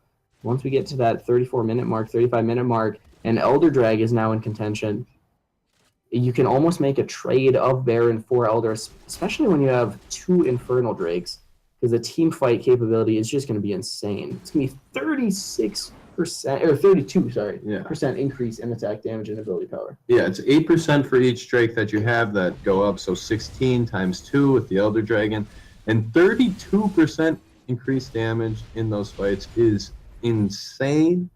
It is actually insane. That's a little gross to think about, especially on a Callista, especially on a Vladimir. Think of how that Vladimir ultimate, how much damage that's doing to you now. That is 32% more.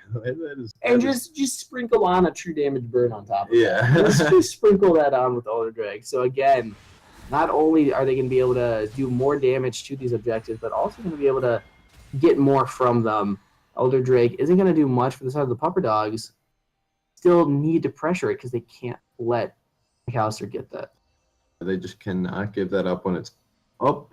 Baron now in play, spawned 2 minutes ago on the dot. And now the question is, what do the teams do to get back into this? Pupper Dogs so far behind about 11,000. But this is interesting. This is the first time we've seen the team that has the higher scaling champs actually winning the early game. Yeah, and this is Ooh, charm lands on a nice charm by roar. Wing Cow. Not able to get anything from it besides a little bit of poke, and both teams kind of fighting for vision over this barren river area. Yeah, and this is going to be interesting. If this cheese can come out from the Pupper Dogs, they're just waiting for any member to come by this bush, but side of McAllister, they're not going to do it. They have no reason to be there. There's no reason for them to walk that direction because they want to either go top lane or go mid lane, and the mid lane wasn't pushed up enough for them to walk by that bush. So just a lot of time wasted from the Pupper Dogs. I like the idea, but not the correct time to do it, as also Sunny Jesus getting a lot of damage on the bot lane. Demolisher, though, gets bursted down by 3 members of McAllister. And that means that this turret might finally go down. Yeah, now this is going to be a 4v3 up here, and it looks like the Vladimir kind of wants to go in for the dive. There is the belt as Wings Cow misses the charm onto no suits. Ooh, is the damage there. Emo Play does not get the kill, but the turret does go down. And Sonny just does not care that Puffboy is underneath the tower with him. He says, I'm just going to keep hitting this. You have no power here, Puffboy. Puffboy, you are not. And they're going to turn to this Baron, and that with all 5 members now up, this is somewhat aggressive here coming out from the side of McAllister. Does the Pupper Dogs know? Yes, there was a ward, was cleared by Hear Me Roar, but it looks like Pupper Dogs are just not responding fast enough. They are getting there, though, as the blue team does secure Baron. Sunny Jesus versus Puffboy still on the top side, but there's a little skirmish happening around here. They don't want members with Baron to stay alive. If they can pick off just a couple, that would be really good, but McAllister able to get away safely. And McAllister able to pick up a kind of a sneaky little Baron there. It felt like the side of the Pupper Dogs had to be more aggressive there. You know you're behind, but... Demolisher onto Sunny Jesus. Actually, the blast cone does not make it through, and the denial of jumping the wall. Ultimate onto Demolisher, though. Sunny Jesus had vision and uses Cataclysm in a very creative way to get away from Puffboy. Yeah. I like the play. And able to get out of that one even as well. So they don't get anything after that Baron play. So McAllister gets a scot-free Baron as well as a nice push in the bottom lane, only expending his flash there to get away on the Jarvan. So great play from McAllister and continue to increase their lead. Now they're just going to be able to push the lanes and hope to end the game here. And this is not looking amazing. This is looking just harder and harder and harder for the Pupper Dogs to come back from. They don't have the scaling comp. They don't have a single turret. Even if they do get a late game ace, it's going to be incredibly hard for them to push a turret fast enough to be able to end the game. They got to start doing something around the map, and I honestly just don't know what it is right now. Yeah, it's going to be very difficult. They're going to have to hope that McAllister makes a mistake, that they're able to come up somehow squeeze out one of these fights and have their lanes pushed enough that they're able to actually get something from it. Once you get this far behind, even if you're able to win one of those fights, it just becomes so difficult to actually secure anything off of it. Yeah, you got a couple kills, but can you grab a tower? Can you grab a dragon? Can you grab an objective? Yeah, bot lane is being pushed in. This is that point where in solo queue I say, look, guys, if we kill Thresh once, we basically won. So let's just call that a victory. Let's just focus Thresh. Just get one kill on him, and I'll consider it a success. As Pupper Dogs look to not let this turret fall, but it's going to be really hard. These Baron-empowered minions, as well as a Vladimir wave clear with the Graves, they just can't keep this up. And the Jarvan continuing to be annoying, pushing other lanes as the other 4 members split up. And the Ahri is being sent now to try to deal with the Jarvan instead of the Nautilus. Yeah, they want Nautilus for the initiation in this team fight, as well as the PL Demolisher jumping on the backside. The kick out of Lacandro, that's a member that they needed. This might actually be huge for the Pupper Dogs. They pick up that kill. J4 trying to jump under the backline. Up dog, a little too far forward. Double kill with the Hemo Plague for no suits. Both sums down, but Puffboy's got to be dying soon. Formic Nightfall picking up that kill. Only 2 members left from the Pupper Dogs, and Demolisher able to get on the backline and kill Lacandor by kicking him into the team. But that Hemo Plague was just ridiculous from Vladimir. Yeah, and pretty nice engage there from the side of the Pupper Dogs. They're able to burst out the Callisto once again right away, but just this Vladimir is far too strong right now. The Hemo Plague dealing so much damage, able to pick up multiple kills there in that fight. And this is where we're seeing the double Infernal Drake come into play. as there is also a Cloud Drake on the horizon and has spawned. So I expect to see McAllister prioritize this to pick up their 4th dragon of the game. And the culling into the face of the Baron Empowered minions only kills one of them. Can't even clear the way. That is just. That just feels awful. Hurts to watch. Yeah. But we are seeing the Ionian Boots of Lucidity picked up on Ultimatum. We saw this last game as well, and we questioned it. We thought it's fun for the playmaking, but is it objectively better than just having slightly beefier? Yeah, am I behind the curve a little bit on this one here? I don't know, but I have. It seems very rare for Lucian to get the Ionian Boots of the City, but we've now seen it 2 games in a row. And maybe this is a thing that's happening that I'm just unaware of, but it does allow Lucian with those shorter cooldowns to have a little bit more playmaking. Abilities are up more often, summoners are up more often, it can be much more hyphy. Yeah, and that's one of those things where I think it comes down to individual AD carries. Maybe some are finding a lot of success with it, so others are trying to see if they can replicate that success.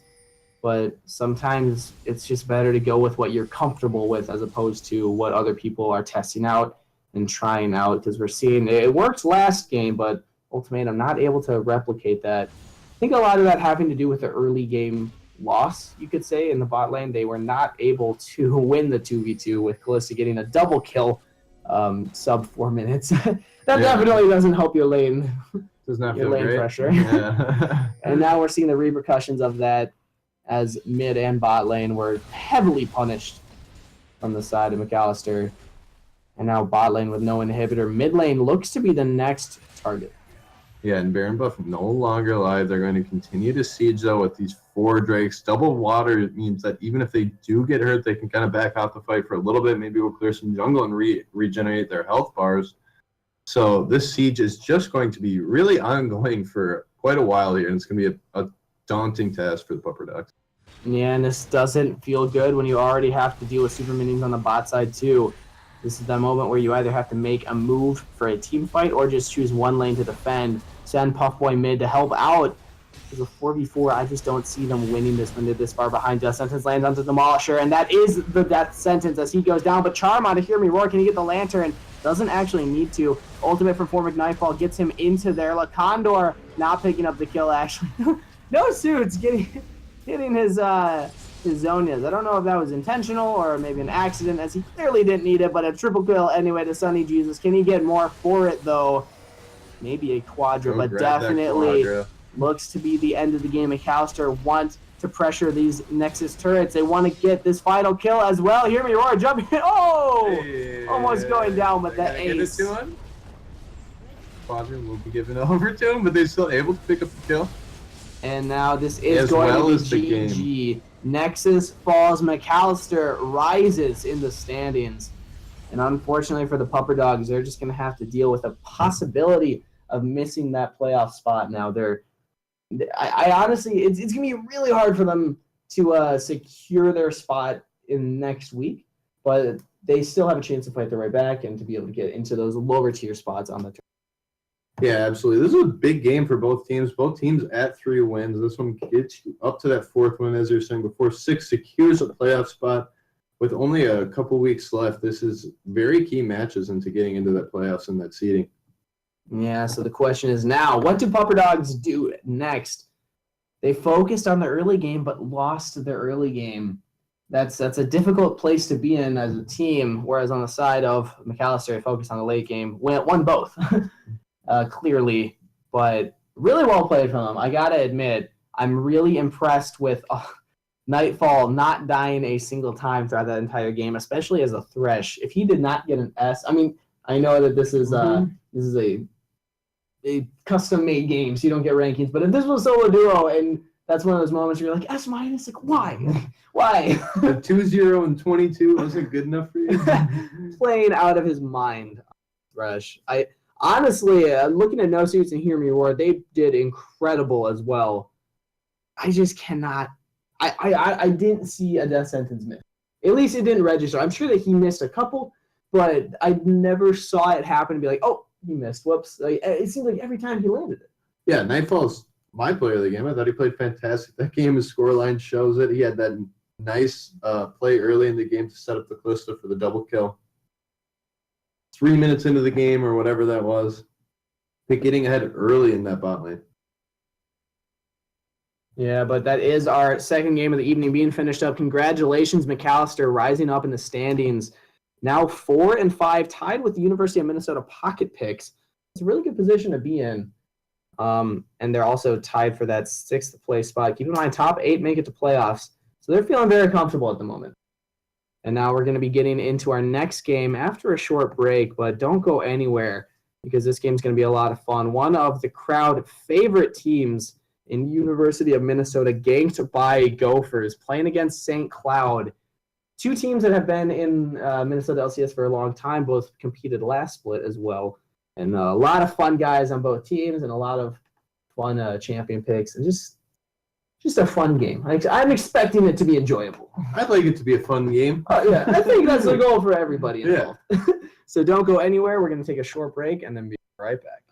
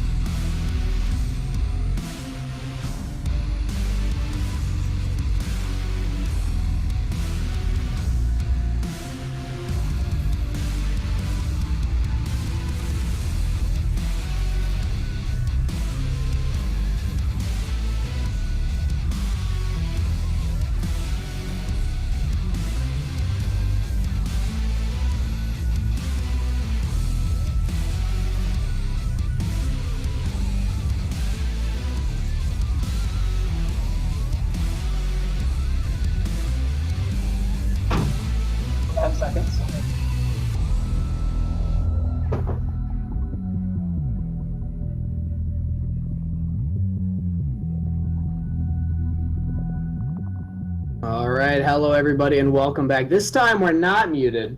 I made sure to double check. Let's just triple check. Yep, okay, not muted.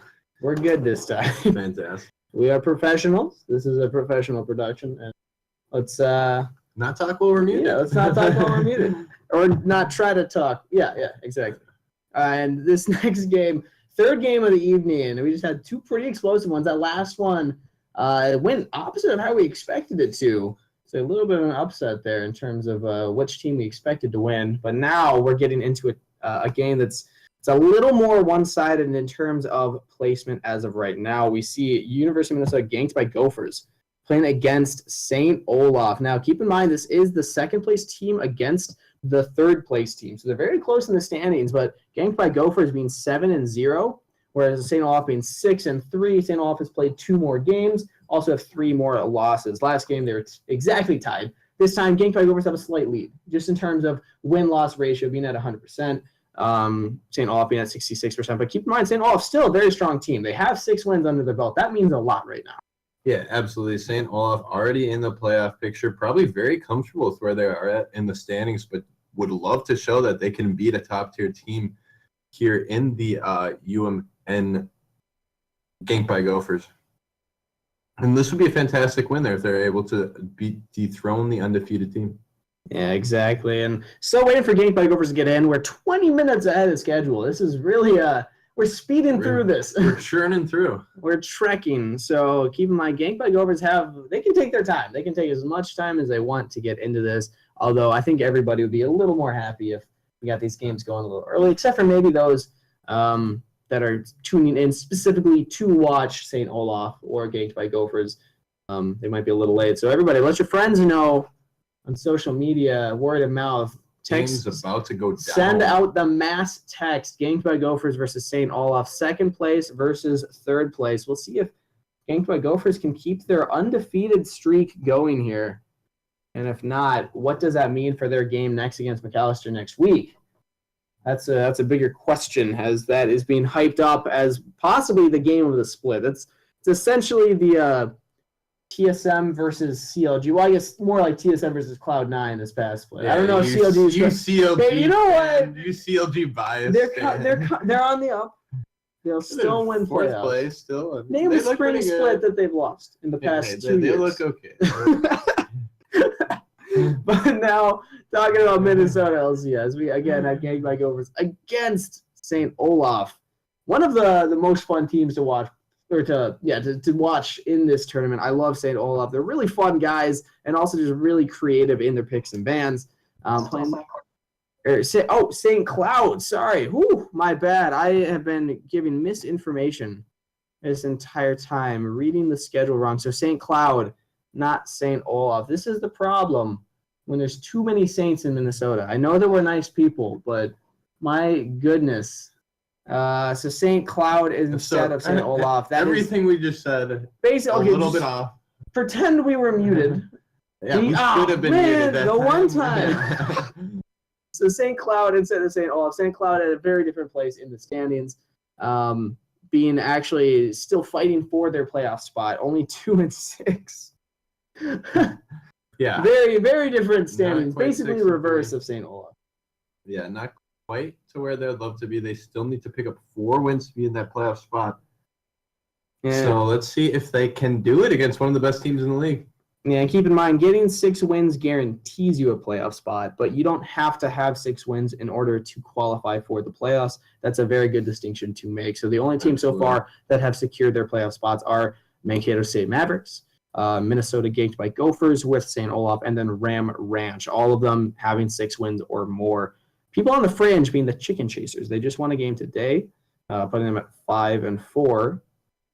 But then, or actually, I believe, no, I'm thinking of Tuesday. So they're close. They're close. They wanted to win that game. Once they win that 6th game, or if they do, then they'll be one of those other teams secured. But keep in mind, they don't necessarily have to have 6 to not make playoffs. I don't see them not getting into that position. And then the rest of the spots being Pocket Pigs, McAllister, Pupper Dogs, Winona, St. Cloud, Fighting Saints, and Gustavus in that order. The bottom couple, St. Cloud being one of those, the bottom three, every match going forward counts here. They have to pull out something against Gamefight Gophers. Yeah, and this would be a terrific win right here, pulling off against an undefeated team. It would make the next week's matchup a little bit less hyped. It would still be the best two teams, but no longer undefeated, and that would be cool if St. Cloud was able to pull that off, but going to be a tall order. This would be a huge victory for St. Cloud if they can pull it off. The question is how. We've seen, again, a focus on the early game seems to have an effect on win-loss ratio, but we were just disproved with that last game when the team that drafted more for the late game, they had the Vladimir, they had the Callista, they were actually able to just destroy the early game. So the question now is, I mean, everything's kind of up in the air. There are outliers.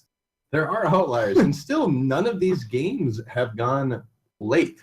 Just whichever team gets ahead early, they just continue to snowball, they continue to increase their advantages, and they just end the game before it reaches that late game point. We really have not been able to see many late game power team fights, many late game power spikes from some of these champions that do take a long time to scale. So if someone can contest to the late game, it would be very curious to see how this would go out, especially we just have not seen many teams late game skills, late game shot calling and things like that. Yeah, a definite part of that is it seems like whoever's able to get first turret, first blood, as well as first dragon, that also has a strong correlation to winning the game. It seems that whoever can control the dragons specifically are then able to kind of by default control the barons and control just the pacing of the game. Every single drag helps at some stage on the map.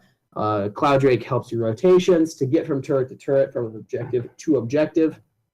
The Ocean Drake being able to help you or sustain when you're sieging. Then we're seeing, I mean, obviously Mountain Drake with objective control, Infernal Drake with those team fights. All of them important at some stage. A lot of teams or a lot of players typically seem to think that Infernal Drake is the best, Mountain Drake close second, things of that sort, just because they want the stats. They want the fighting stats, the damage stats, but those other stats, the healing, which is sustain, and the movement speed, which is rotations, that is equally as important. And if you're a team that can capitalize on that, that is where we see those dragons shining and those teams continually winning. Yeah, all dragons are certainly relevant and should have priority from all teams at all points in the game. It's just at points maybe you would fight for an Infernal Drake if you think you could or couldn't win the fight, where maybe a Cloud Drake or a Water Drake might not be quite as worth it, just not quite as powerful, but the Cloud Drake does allow you to roam around the map a little bit faster. As you said, the Ocean Drake gives you that nice sustain. Just maybe not quite as relevant as the objective fighting or team fight power that the other two provide, but still all very powerful. Yeah, each one strong in its own way. And the gold boost you get from defeating that dragon is obviously going to help out the team and just further that snowball. So that is something, unfortunately, for St. Cloud, the Gamefight Gophers are very good at. They are incredibly strong when it comes to controlling the jungle. Literally, a Potato, one of the heaviest invading junglers in Minnesota LCS, constantly clearing his own jungle, getting early ganks, getting early invades to clear out the enemy team jungle. So I definitely think that this is going to be an upward battle for St. Cloud. Absolutely. St. Cloud is down in the standings, as they're saying, going to be an extremely uphill battle against a jungler like Potato. And we are just waiting for Potato, as well as the rest of the Gamefight Gopher squad, to join the lobby to get in. St. Cloud is all ready to go.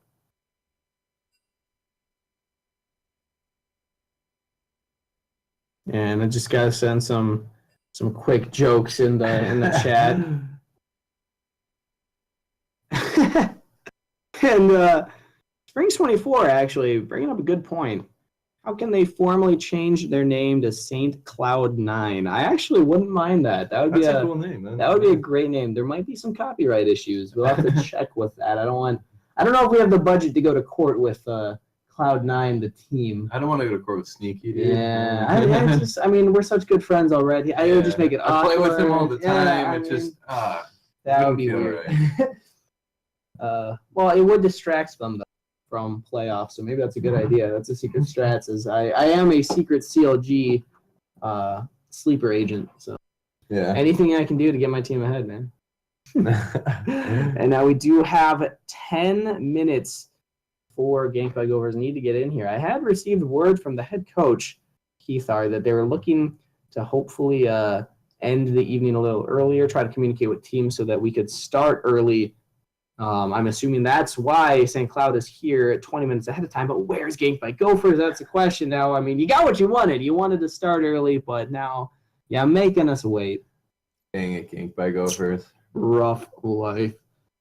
But now this does open up some other possibilities. I mean, Cloud, they are one of the only teams that doesn't, or actually, I believe maybe half of the teams or so in the tournament, a little less, do not have a team name. They just go by their school name. And that's something that I definitely, I would like to see some more creativity coming out. St. Cloud 9, a really cool name. Stuff like that is fun. And it makes me wonder, what are other team names that could, we see Gustavus, well, they have Shoreline now. Gustavus Shoreline. Okay. What about, let's give another, St. Olaf, that's one. Saint Broloff, so they could call themselves St. Broloff. Look at that. Maybe I should be, I need to save these ideas. I can market these. I can make some money off of this. Maybe. Yeah, you can't get these out to the public. True, yeah. What am I doing right now? And the first member of Ganked by Gophers has joined in the lobby. Mr. Azir himself. Mr. Azir. He might as well just change his name to that. And he has joined spectate. Again, all teams required to hop in the correct position order. So that means that we're going to need to see Spliffy on the top lane. But he has yet to get here. Yeah, Spliffy, where you at, man? And where is the rest of the team with 8 minutes left? They still got a little bit of time. They still do have their time. Yeah, I shouldn't be pressuring them. Let's just send out the text. Get upset on Twitch chat. Call the Riot officials. Say, hey, they're making us wait. Come on. St. Cloud Drake. Oh, St. Cloud Drake. Cool. It's not a bad idea, actually. I could dig it. I could get behind it. I like that better, I think, honestly. I like that name a lot. Yeah. What are other Cloud it rolls puns? well. Cloud pun. What are types of Cloud? There's Nimbus Cloud.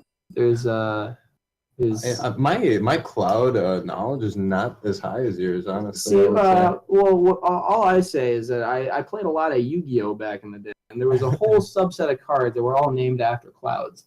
And honestly, that taught me a lot. You can learn a lot from card games. That's all I'm gonna say. I know firsthand experience. My vocabulary is very rich because of the rich tapestry of Yu-Gi-Oh cards in my collection. Learned all about Nimbus Clouds. Yeah, Nimbus Cloud, Astro, it's a valuable thing to Cumulonimbus, and I believe there's one called Poison Fog. I don't know if that's a real cloud. I don't think so, but a Poison Fog sounds intimidating. Pretty cool. I hope that's not a real thing. The only Nimbus I know is the Nimbus 2. Yeah. And use 80 carry as bait, the support. Asking for some jokes in the chat. Oh, I think that our Minnesota LCS handler might have one for them. Oh no. All right, I guess I'll read it out for anybody not reading along. He says, this gorilla got shot at a zoo. And that's his joke. That was, I guess that was it.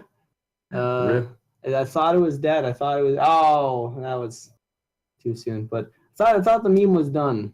Guess not. And actually, I do remember, I forget who, but some player last split actually changed his name to something along the lines of Harambe. And I always wanted him to play Wukong support because he was a support player, but he never pulled it out for me. Disappointed. But that is one that I've never seen in my days, the Wukong support. The Wukong support? I can't imagine it working. Well, I mean, he has some armor shred. It seems like it would be pretty bad to me, but the question is it not better? Impossible. Is it better than Graves support? That's something that's butt kick chance. So busting out the Graves support. I've been spamming Graves support in Flex Q ranked. Let's just say that. And sitting now, just check my op.gg. I believe 28% win rate.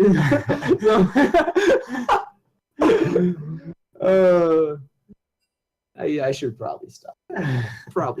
It is fun. Great. Okay, well, let's think about some better jokes than that. Do you got any jokes for me? Yeah.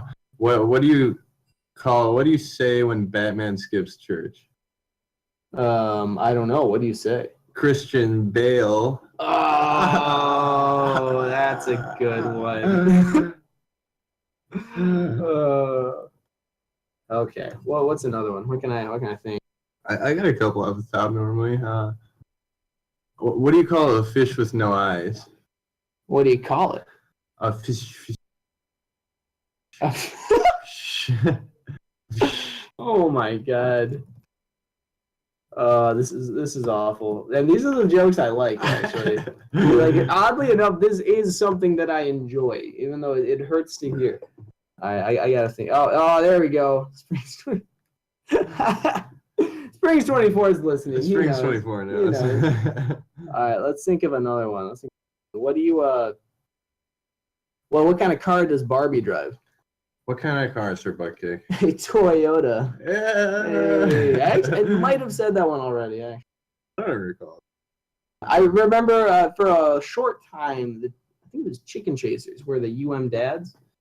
Yeah, that was a fun time. The dad jokes were streaming. Twitch chat was blowing up. Ram Ranch was dad's, correct. I liked the old name.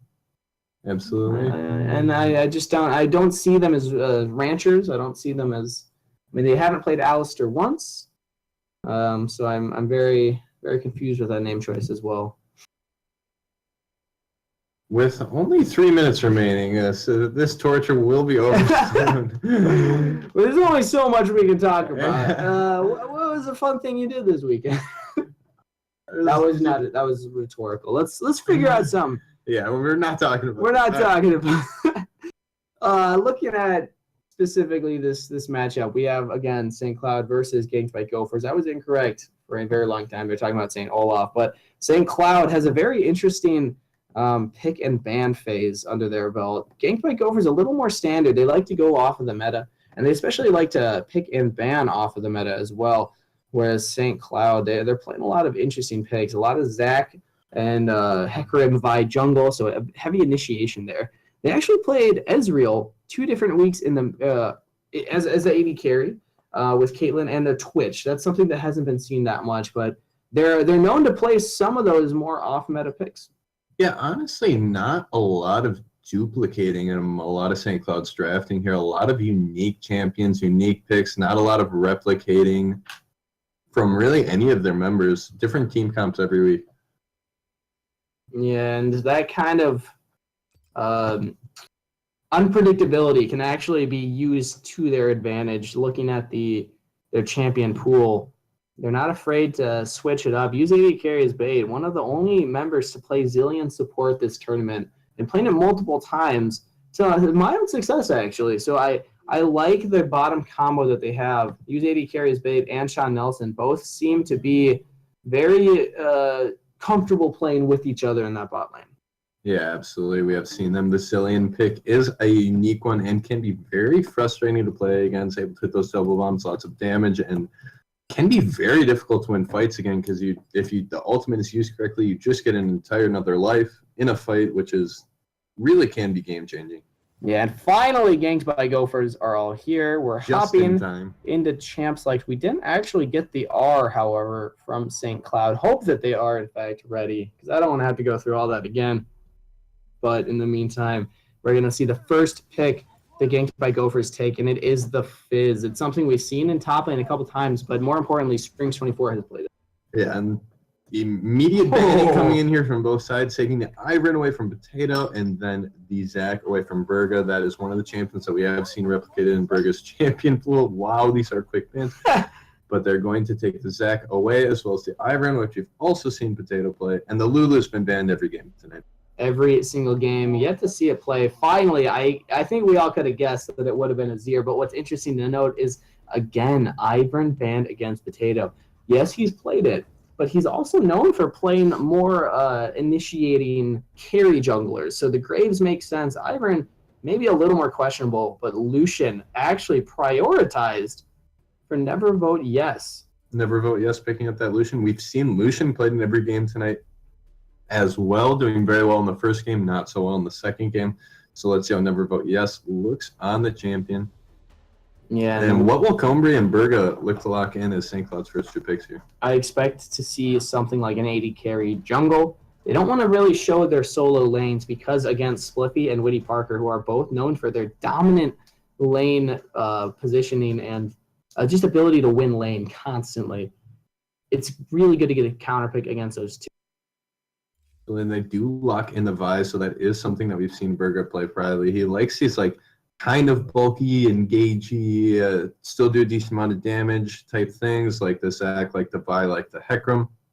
And we see the Ezreal locked in against the Lucian. We've seen that this matchup already play out tonight, and we're going to see it play out again. And now Ezreal is locked in for Sean Nelson, one of the champions he's played the most. Actually, no, we haven't. I lied. We have not seen this yet tonight. Yeah. I was lying to you guys. It's okay. It's okay.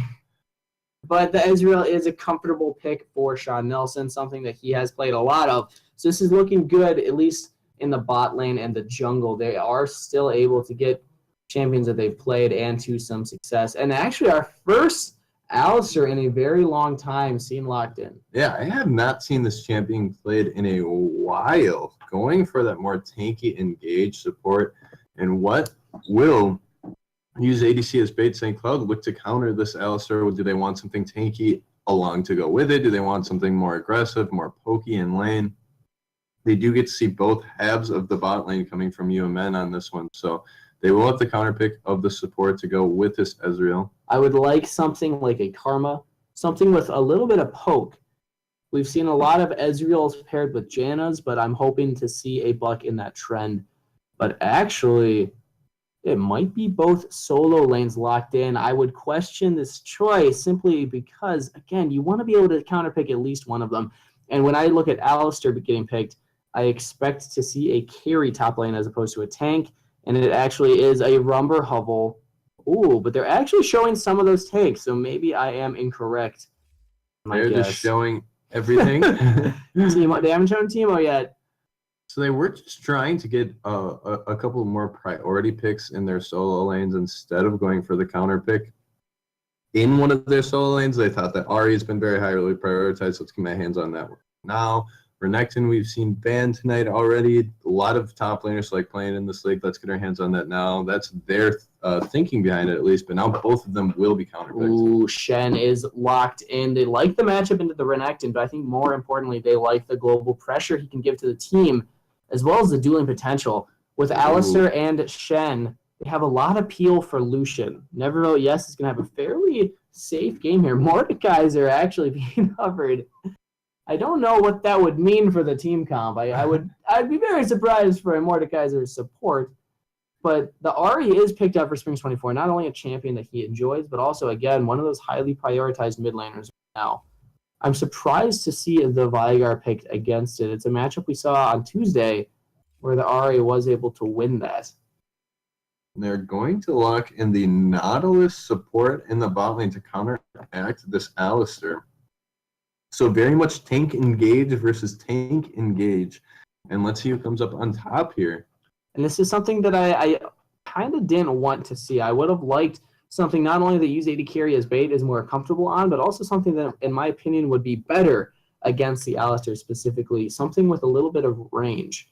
Karma can really outpoke Alistar in lane. It might not help as much later in the late game team fights, but you want to win lane against these guys because if you lose that bot lane, we've seen that every team on blue side so far has won bot lane and then won the game. The bot lane is very focused right now in this. And if you can get that first star of blood, things are only going to snowball further for you. So the Nautilus is going to be maybe better for later in the game, but we haven't seen use AD carry as bait playing these tankier champs. We've seen him play Thresh, but mostly Zillion and Karma and Janna. So hopefully he can pull it off. I'm curious to see what they're able to do with it. Yeah, and as you were saying, bot lane is very important lane to win early. If you're able to pick up a bot lane tower early, you unlock 2 champions to roam more often instead of just 1 if you won the mid or the top lane early and pick up that tower. So you're just unlocking more power to roam around the map if you're able to pick up that bot lane tower early and win that lane hard. Yeah, and Ganked by Gophers, I like the team that they were able to draft together. At first, I didn't like picking the tank top. I thought, you know what, you have the Alistair for your initiation and your tanky front line, as well as Elise, who can build quite tanky himself.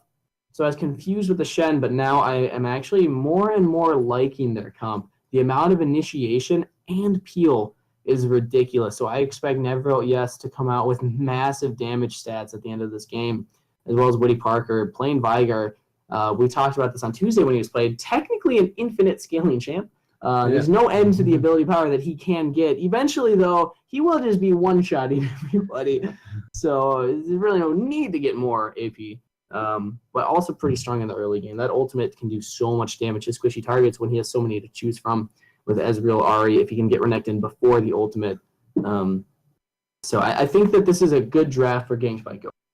Yeah, I agree. And one thing that St. Cloud can look to do later into the game, once the Elise kind of falls off, Elise very strong early, very potent early, but will fall off in damage, has to start building a little bit more tanky so she can try to stay relevant.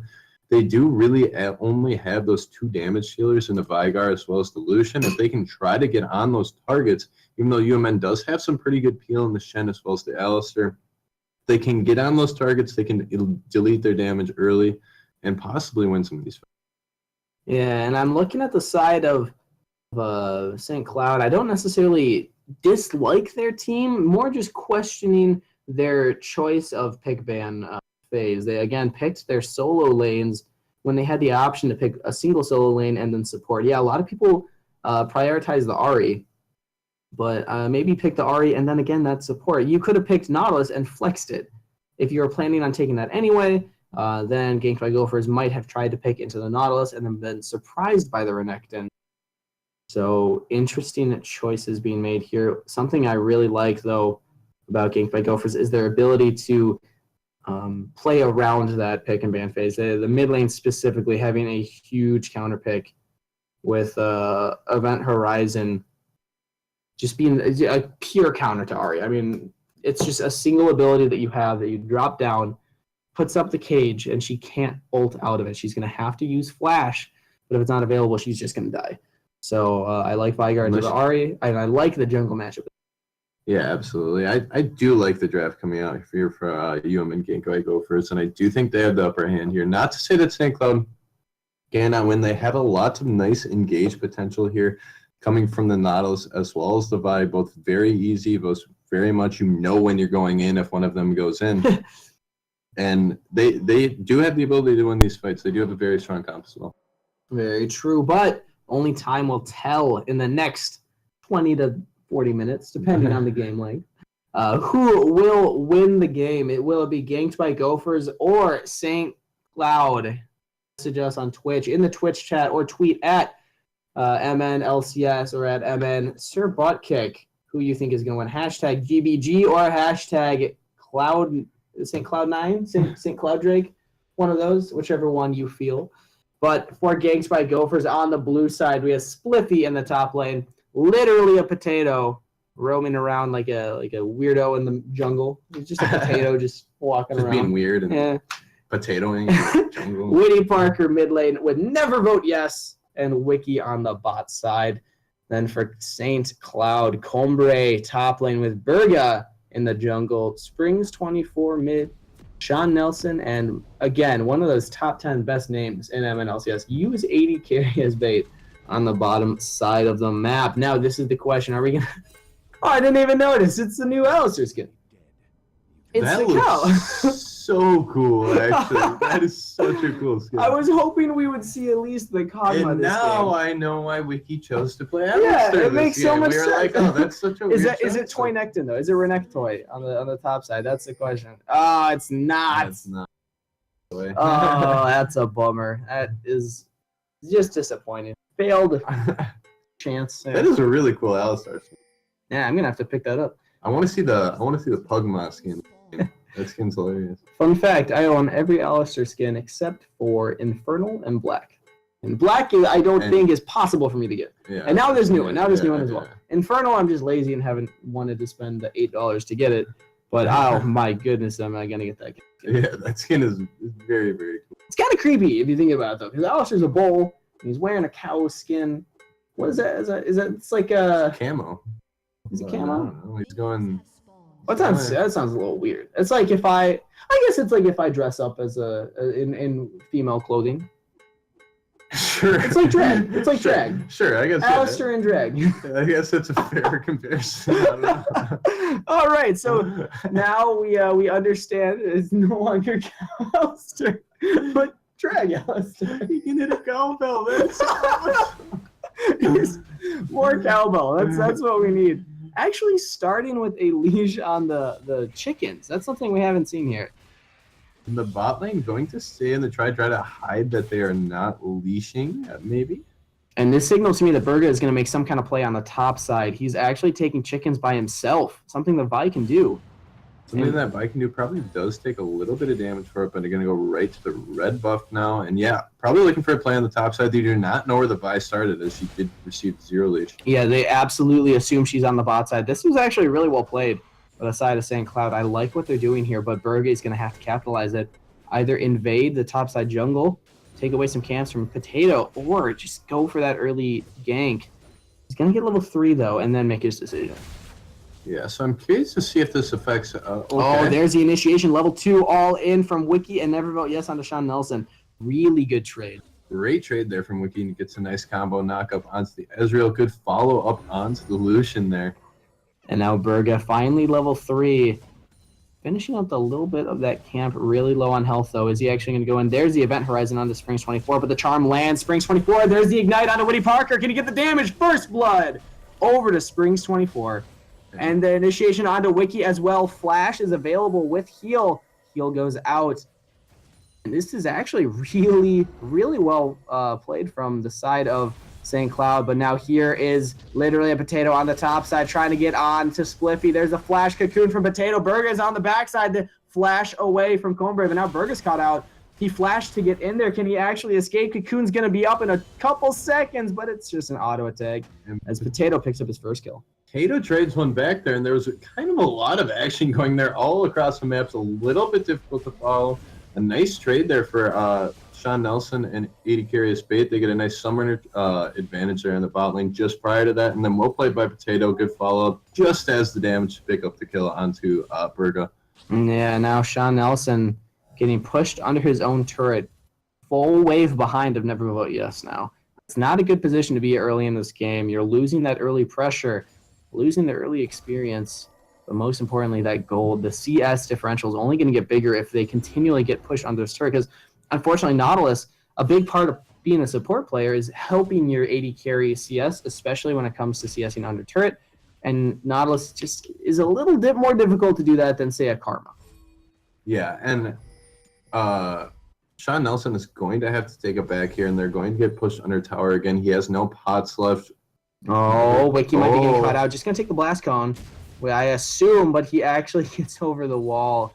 Use AD carry as bait. Use the hook. If he had actually waited for Wiki to auto-attack the blast cone and timed the hook correctly, he could have stopped him from jumping over the wall. That might have been good. Wiki jumping in. Doesn't have those summoner spell or those spells available now for a couple more seconds.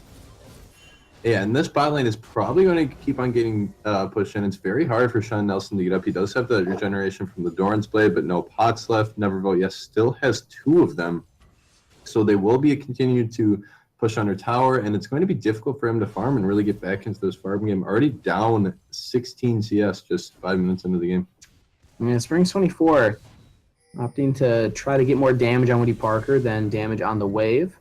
Attempting to trade, but Berga is bot side. This is finally something happening. Wiki trying to get the damage down, has the knock-up, and literally Potato is here as backup, as use 80 carries bait to force the flash away, but he was the bait instead. Berga might be going down as well, as there's so much damage. Wiki picking up that kill.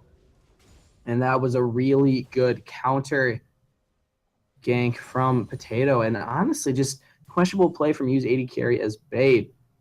You got a little too far forward, and you don't have tanky stats at this moment in the game. to stop Lucian from pecking you down. Yeah, excellent counter jungle there, but oh, the flash and the headbutt out. Sean Nelson flashes away, but Potato is there on the back line. Potato still staying there after getting that nice pickup earlier.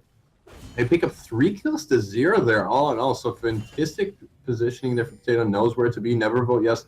Not even touched really in that fight. Continuing to just be able to unleash all the damage. A nice engage from Wiki. Really well played by all members there. And coming back to lane, not only with a 51-29 CS lead, but as well 2 kills and an assist. That is absolutely going to be a Bilgewater Cutlass, as well as a couple other things, most likely boots, maybe even a Cole if he wants to go for a more of a late game scale. There's a Bilgewater, and there's the recurve bow. Actually sells it, goes for the boots instead. I like that. I think it's a little better for that early game power spike. And look at that. Not only is he so far ahead and has so many more things, but the Ezreal is just a champion that does not get to pick up those combat stats really on his first back. Has to pick up the tier. He needs to pick up the tier. It's great on Ezreal. However, it just does not provide him any more damage after that first back, where you have a Lucian coming at you that just picked up Bridgewater Cutlass as well as tier 2 boots. And that just, it's going to be very hard to trade with him at this point. And this is where the decision of having a Nautilus as the support comes into question. If they had something like a Karma that could try to poke down from afar, maybe they would be able to kind of get extra damage in from there. But unfortunately, Nautilus just won't really be able to out-damage Alistair, and Ezreal absolutely does not out-damage the Lucian. So this is going to be interesting on the bot side. Springs24 going all in onto Witty Park as Berg is there. Ignite is down. Event Horizon. Shen ultimate. Can they kill him fast enough? Shen shows up. Slippy's there. Onto Springs24. Picks up the kill. And Witty Parker actually escapes with his life. Berga not level 6 to use his ultimate in that fight. And Berga just narrowly missing the Q there. I think forced him to not quite have enough damage to pick off Witty Parker there in time. Witty Parker getting too aggressive there. Almost it looked like he was going to die, but the Shen ultimate comes in time. They are able to turn that around. The smite steal from Potato cures red buff. That feels awful. Yeah, and Berga's still level 5 and now being denied a red buff, just behind levels in the bot lane, behind levels really all across the board here. For the side of St. Cloud. Wiki getting a nice deep ward for the Vi jungle. That's a great place to put it, but Use 80 carries Bay taking a lot of damage. There's the Cole. There's the kill. As Use 80 carries Bay goes down, and Wiki has his ultimate available, looking to dive and just pushing Sean Nelson away from his turret. And Never Vote Yes going off here, but here's a little bit more action quick. Potato on the top side has double buffs. Combray's got to be going down here. He's caught out from his own turret. Can't even get there. Spliffy picking up that kill. Really well played by Spliffy there. Just continuing to be aggressive all across the board for Gameplay Gophers. Now 7-1 here in kills. Potatoes all over the place. And Never Vote Yes and Wiki so far ahead in the bottom lane right now. Up 30 farm, 3-0-1 on the Lucian. Alistair also has a kill. Ooh, Springs24 hit by the Event Horizon. Damage traded back. I was going to talk before that happened about how well Springs24 is actually trading, but Wiki getting aggressive on the bot side, going straight in on to Use 80 carry as bait. He's not level 6 yet, forced to dredge line to the wall. And that so many minions from the spot. Look at how back on Sean. You were not even going to be able to get underneath your turret is what they're telling them. Ezreal is going to have to back again. Yeah, and Combray trying to get onto Potato because Berga. Oh, the blast cone's gone. Potato can't get out. No flash available. No jump available, but Combray and Berga cannot quite kill Spliffy. He's so tanky. Springs trying to get onto Potato now. Springs24 showing up huge in this game, actually making some pretty amazing plays, but unfortunately they're just not working correctly. Yeah, he's been the real bright spot of this game right now for St. Cloud. He's looked pretty good against Witty Parker in lane so far. Had that nice solo. Event Horizon onto Berga. Ultimate is available. Wouldn't have done enough damage, so he's trying to save that primordial burst for Springs24. Pretty wise. We've been talking about how far ahead this bottom lane is, and now they pick up the first tower goal to put not first turret. Top was taken earlier by Spliffy and Potato. Okay, they pick up the second tower to continue to increase their advantage. And honestly, let's look at this item difference after Lucian backs here. It's going to be just ridiculous, the combat stats difference here. And honestly, this is the moment where you send Sean Nelson and Use 80 carry as bait mid, because that's exactly where Never Vote Yes and Wiki are going to go. Might be a little easier to defend mid just because it's quicker for your jungle, top, and mid to come join you. If you send Spring 24 bot, yes, he's doing a good job in the 1v1 against Woody Parker's Vigart, but at this point in the game, you got to play as a team. So push out the bot wave and then head mid, try to get something there. And there is another cage landing on Spring 24. Unfortunately, oh man, and there's that cowbell. Cocoon lands on the Burger. Potato is on him. Finally use AD carry as bait. Is level 6. Can he get anything for this? Woody Parker doing damage, but no mana means that Potato is actually going to get that kill as Spliffy is ulting in. Combre might not want this. Springs 24 does, though. It is a 2v3. That's a double for literally Potato. Cole is out. Combre's on the back line, but he does not want to be there as all 5 members of Ganked by Gophers are going to look to initiate on him. Wiki flash over the wall. Misses the pulverize. Has headbutt available with the ultimate. Sean Nelson just poking him down. But that pesky Alistair ultimate is so much. Double taunt from Spliffy onto Springs and Sean Nelson as Combre just keeps getting picked up under turret. Never vote yes, picking up another kill. And just continue to push their advantage. I believe there was a 3-for-0 all here for UMD or University of Minnesota Ganked by Gophers. They could look to go for the Dragon, which it looks like they're going to pick up a Cloud Drake for their efforts. Cannot quite siege that mid More tower. cowbell, Wiki. And that is honestly just awesome. That is honestly just awesome. That is such a cool scene. In the back, he just pulls out some milk, tries to drink it, and a flash from Burga trying to initiate on Potato, but there's 3 members of Ganked by Gophers. Giving a kill for free to Wiki. Yo, a little bit of tilt or something there. Just really wanted to go in. Potato, you gotta die right now, but there was 3 members there, and he's not going to have the damage finish off Potato before he goes down. And this is looking really rough for Burga. He had the smart start in the jungle. I liked the cheese that they were doing, saying, look, let me just clear myself, and they're going to think I'm on bot side. They don't know where I am, but you got to do something with that. All you did was clear his jungle and then back. There's no point in tricking your opponent to guess the wrong area of the jungle that you're in if you're not going to do anything with that misinformation. You either got to go top and help Combre. If Burge had run there immediately level 2 and gotten a gank onto Spliffy, he might have gotten a kill. But now Burge getting caught out for the 5th time. Might actually get away this time, as it's all a vision worth. Yeah, and they do have 4. Oh. Sean Nelson 1v1 against Nevervote. Yes, is able to jump away. There's the Bort coming in. Sean Nelson, you don't have the combat stats. All you have is tier longsword and actually gets the kill. Oh, as he was in the bush, Nevervote Yes did not have vision of him. Tried to get some lifesteal by attacking a minion while he was waiting for Sean Nelson to auto attack so he could see Sean Nelson to then auto attack him. But unfortunately, the heal was not enough. Wow, that was a duel. That was a close duel there in the bottom lane. Well played by Sean Nelson. They're able to pick up the kill onto the Fed Lucian and Nevervote Yes. And try to inch and claw from this deficit that they have dug themselves so far. A solo kill against the most fed member definitely helps as Wiki going in onto Springs 24.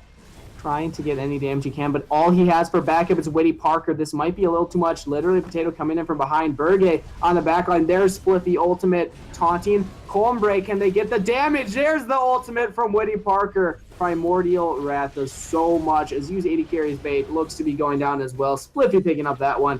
That's the killing spree, and 2 members down. St. Cloud. Just looks routine for Ganked by Gophers there, honestly. Just so far ahead, continue to push advantage, continue to just dive under tower, layer the CC wells, and know where their damage is. Burga has assault and battery, but will he be able to get it off? There's no damage following up from the team. He gets down to Wakey. Sean Nelson's there on the back line. That's all the damage, but he gets caught out by the cage. Can't get over the wall because of the taunt from Split. Goes down. And now UMN is going to be able to continue to push it in. Looks like now they're going to get mid tower. They're going to continue to just go around the map. They're going to kill this guy, kill this guy. Now we can press this objective, and then, oh, this guy's caught out. Now we can press this.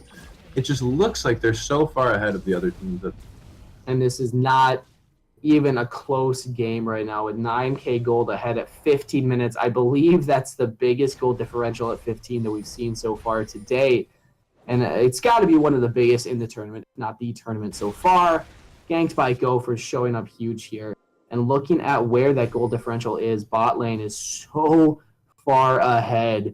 Nevertheless, yes, lost the 1v1 to Sean Nelson. That was a little surprising, but still just massive on this Lucian, as well as top lane Spliffy, so far ahead of Combray. And look at Potato over Burgett to 4-0-7 up farm to 0-5 on the bye. The only lane that is Sean Nelson getting close. caught out. The cocoon lands, and he's just trying to farm. He just wants some minions. And UMN just is so far ahead that they have so much map pressure across the entire map right now. It's really not safe anywhere past your turret for the side of St. Cloud.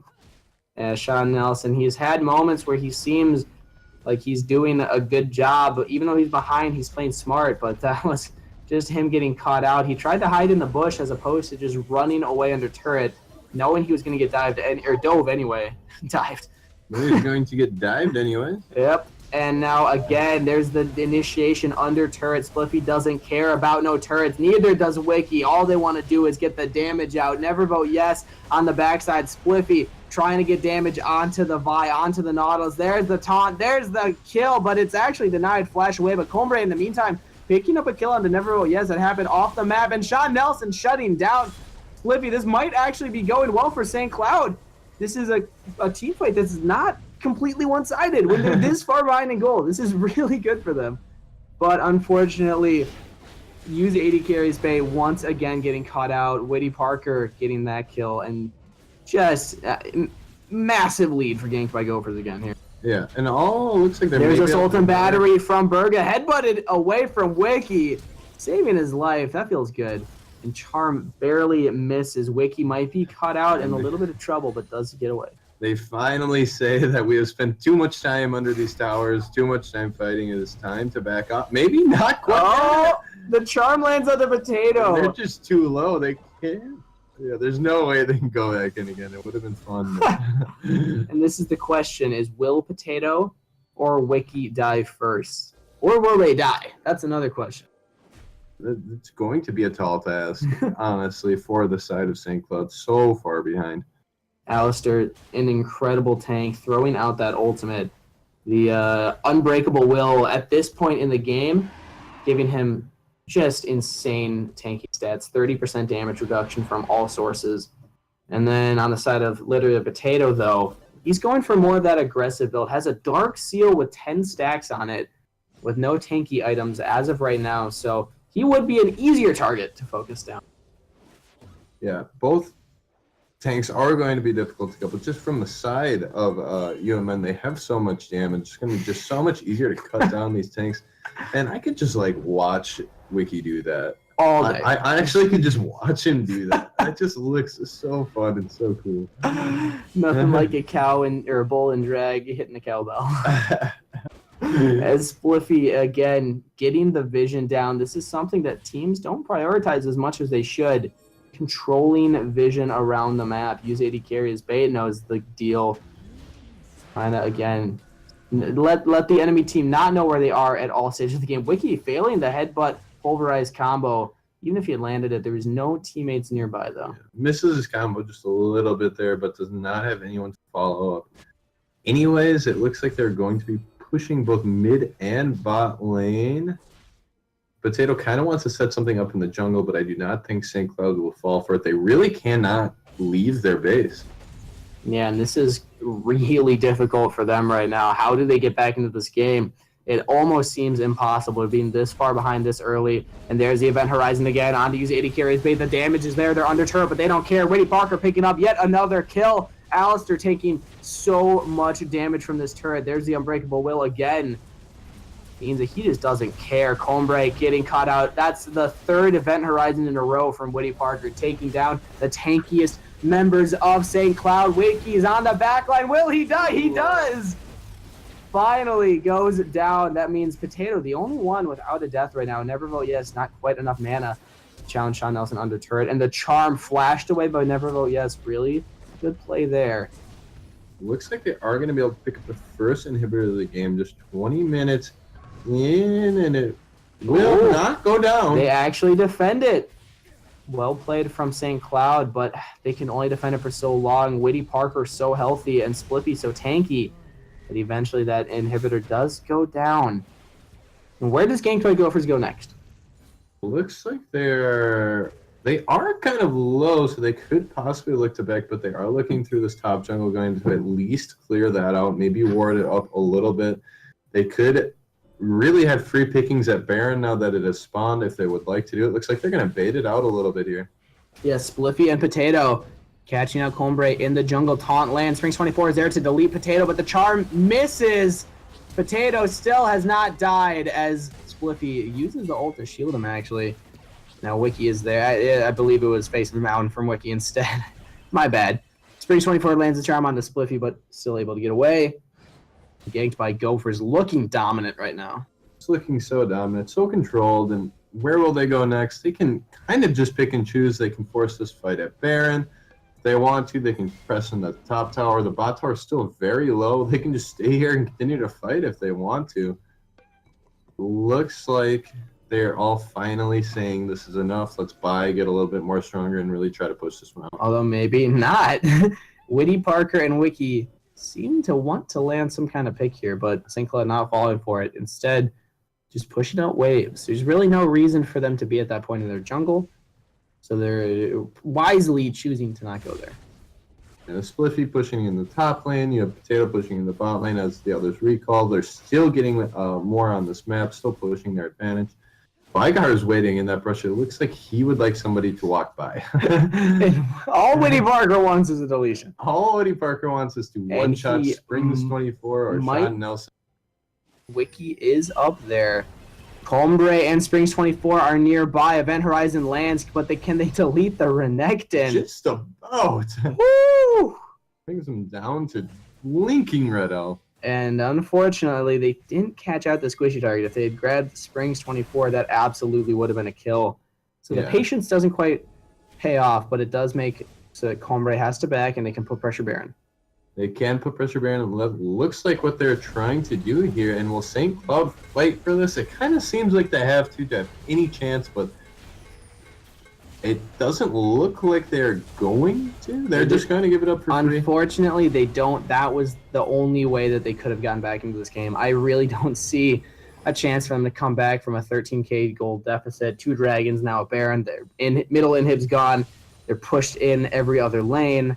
They had to have made some kind of miracle play. If Berga could have gotten some sort of steal on Baron, that could have maybe been their way back in. But at this point, it's really ganked by Gophers game. But how are they going to choose to go about it? They're looking to pressure top as they see Combre bot. They see Combre bot. They're pushing to the top. Is the only one that they really weren't on the... Ooh, Spring 24 caught in the Event Horizon. The Cocoon lands, the damage is there, but they can't quite burst him down fast enough. But they can get Berga as Potato picks up a kill. It goes godlike. Still has not died this entire game. Turret goes down. Inhibitor looks to follow. Sean Nelson getting hit by the Event Horizon. Going down to Witty Parker. As Neverville, yes, trying to secure the kill. Not a kill steal, but jumped in nevertheless. And that is just not a fun thing in League right there. When you get caught up by that. And instead, Combre getting engaged on under turret once again. Wiki does not care about no turrets. He's a tanky cow. As members fall from St. Cloud, Spliffy's trying to just keep them off the turrets so they can end the game in style. Do they go for any more kills? That's the question, or do they choose to end? They choose to end. Nexus falls, ganked by Gophers win. 4.5 minute game there. An extremely fast win for gank by Gophers. Looked very good across the board. All members, all lanes extremely far ahead of their opponents. And just well played there by gank by Gophers. I mean, it's something that we've seen them do a lot so far this tournament. They they target the objectives, and then once they get the objectives, they get another one, and then another one, and they just never let up. That's the difference between them and some of the other teams that we see. Some other teams, they'll get a kill, and they'll clear a wave, and they'll back. They'll get a kill, they clear a wave, they'll back. I mean, we saw that bot lane, Neverville, yes, and Wiki got a double kill, immediately roamed up, put deep wards in the enemy jungle, saw that Berga was not there, which let literally a Potato understand where Berga was. It also let Spliffy know to back off because they saw that Berga was topside. That was that failed gank. And unfortunately, just the information gathering from St. Cloud was a little lack. Yeah, and Honestly, as we said, really well played by Gamepack Gophers. They're a very, very strong team. Look at these stat lines across the board. 2-1 and 21 on the Alistar. Potato doesn't die. Spliffy going 5-1 and 11 in the top lane.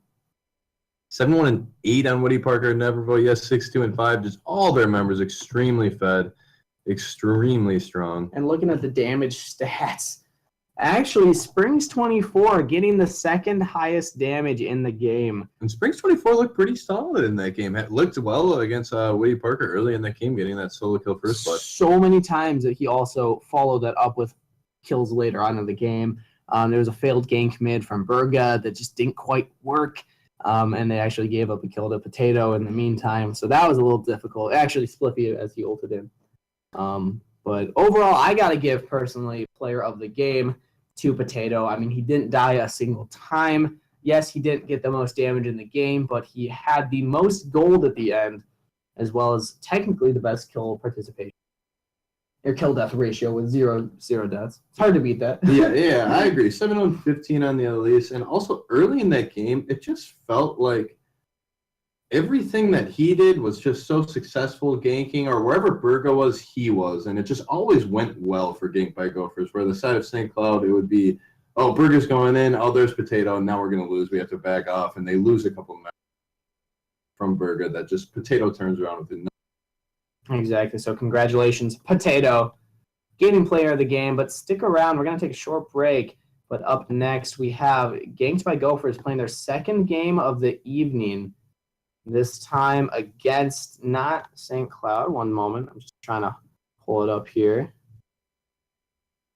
And of course, this is the moment that my internet decides to go slow. Hopefully, they're actually hearing me at the moment.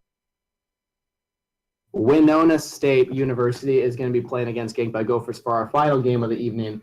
It's going to be another fun one to watch, as this is one of those teams that are struggling to make their playoff spot. So they're going to be fighting as hard as they can against one of the best teams. So stick around for that, and we will be right back.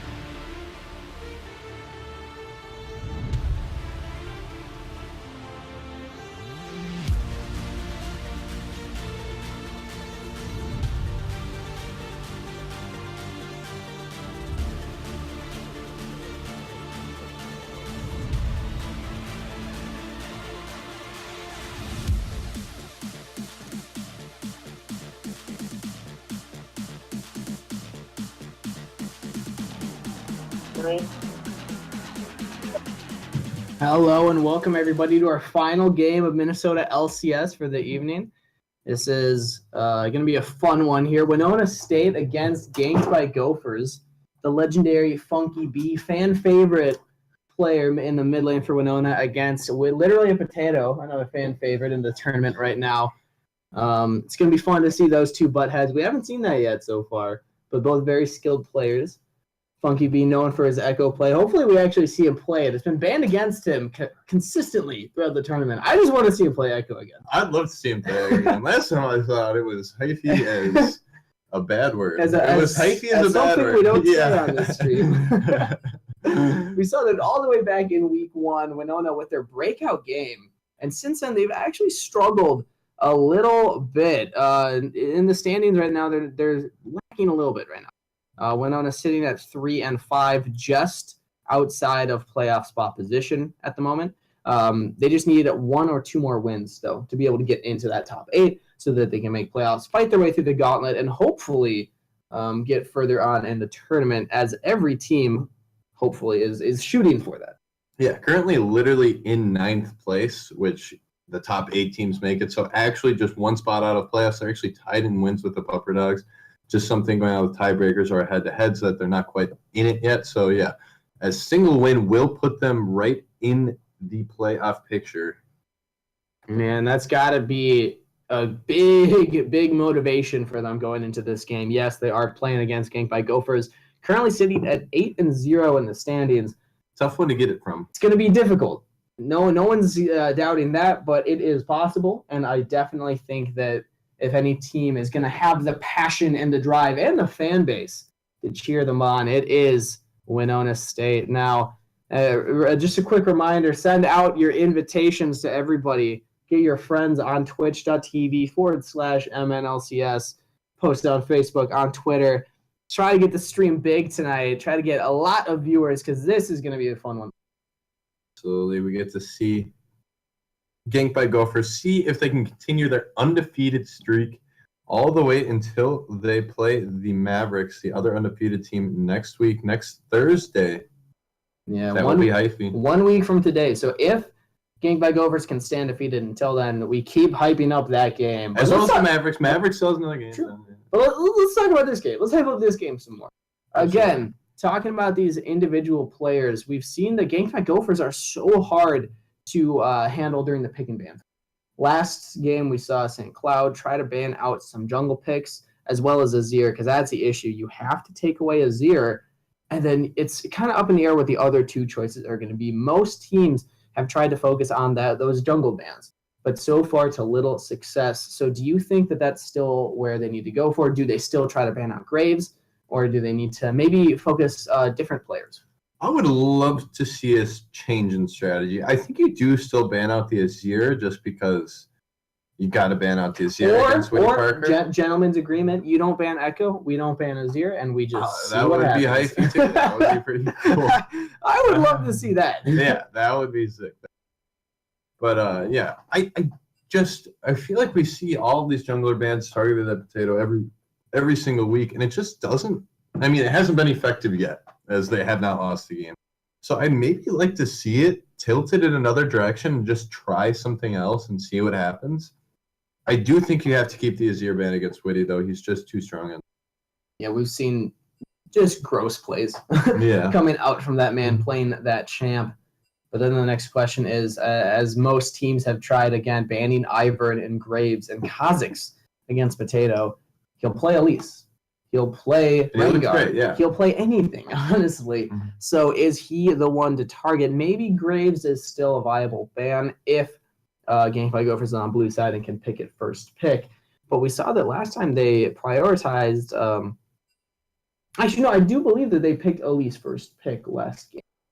Trying to remember... Oh, Lucian. They prioritized the Lucian last game. So maybe take out something like that. Take that away from Nevervote, yes, as opposed to trying to limit the jungle from Potato. Yeah, and absolutely. The Lucian did get really far ahead of the Ezreal very, very early into the game. So obviously that's a pick that Ganked by Gophers does prioritize. So yeah, maybe take that away for yourself, or maybe play it if you're the side of Nona. Yeah, and both these teams trying to negotiate potential agreements here. Hopefully, it seems like they're trying to negotiate handicaps. Talks about farming for 20 minutes, getting trading a free Baron for 20 minutes of free farm. I would take it. I think either any respectable team would do. That's an interesting trade. You get 5 minutes of strong minions, and we get 20 minutes of gold. Of killing them. And now we're talking about these teams again. 13 minutes left before they need to lock in if they don't want to lose their first ban. This is going to be really bad. Again, not saying that Winona would lose a ban, but if that did happen, that's not looking good because, again, Ganked by Gopher is already a team that you need as many bans as you can get. Honestly, 5 bans is almost necessary against this team. Yeah, I hope that comes in. I want that to would see be that would be fun. That'd be fun to cast, fun to play. True. Most likely not for Spring Split of Minnesota, but maybe season 2. Highly maybe unlikely, next year in the fall when we come back with a bigger production team, bigger production value, and hopefully better casters. Yeah. You and I aside, of course. I mean, naturally. We'll be working on it over the summer. We'll get some coaching. I'll talk to Crepo. Or you talk to Crepo. I'll talk to Hotshot. We'll be good. Yeah, I got Deficio's number. Yeah, just speed dial. I'll call Freak right after the game. I follow them on Twitter. I'm sure that I tried to. I actually did try to join Kobe's network on LinkedIn, and he denied me. It was that was a blow. That was a low blow. Getting denied on LinkedIn. That's like, oh man. It's just like the least. It's like worse than MySpace. Although no one uses MySpace. Or maybe they do. If anybody knows somebody who uses MySpace, tell them to start advertising for us on their profile at MNLCS. Yeah. Put that MySpace? Twitch stream up in their MySpace profile. What? That was a fun time. That was before my time. I don't know if you ever had MySpace. I never had one. Like 21 years old, and I'm the generation that like didn't have MySpace. I was That's like weird to think about. just before it. Yeah, that's weird. What does that say about?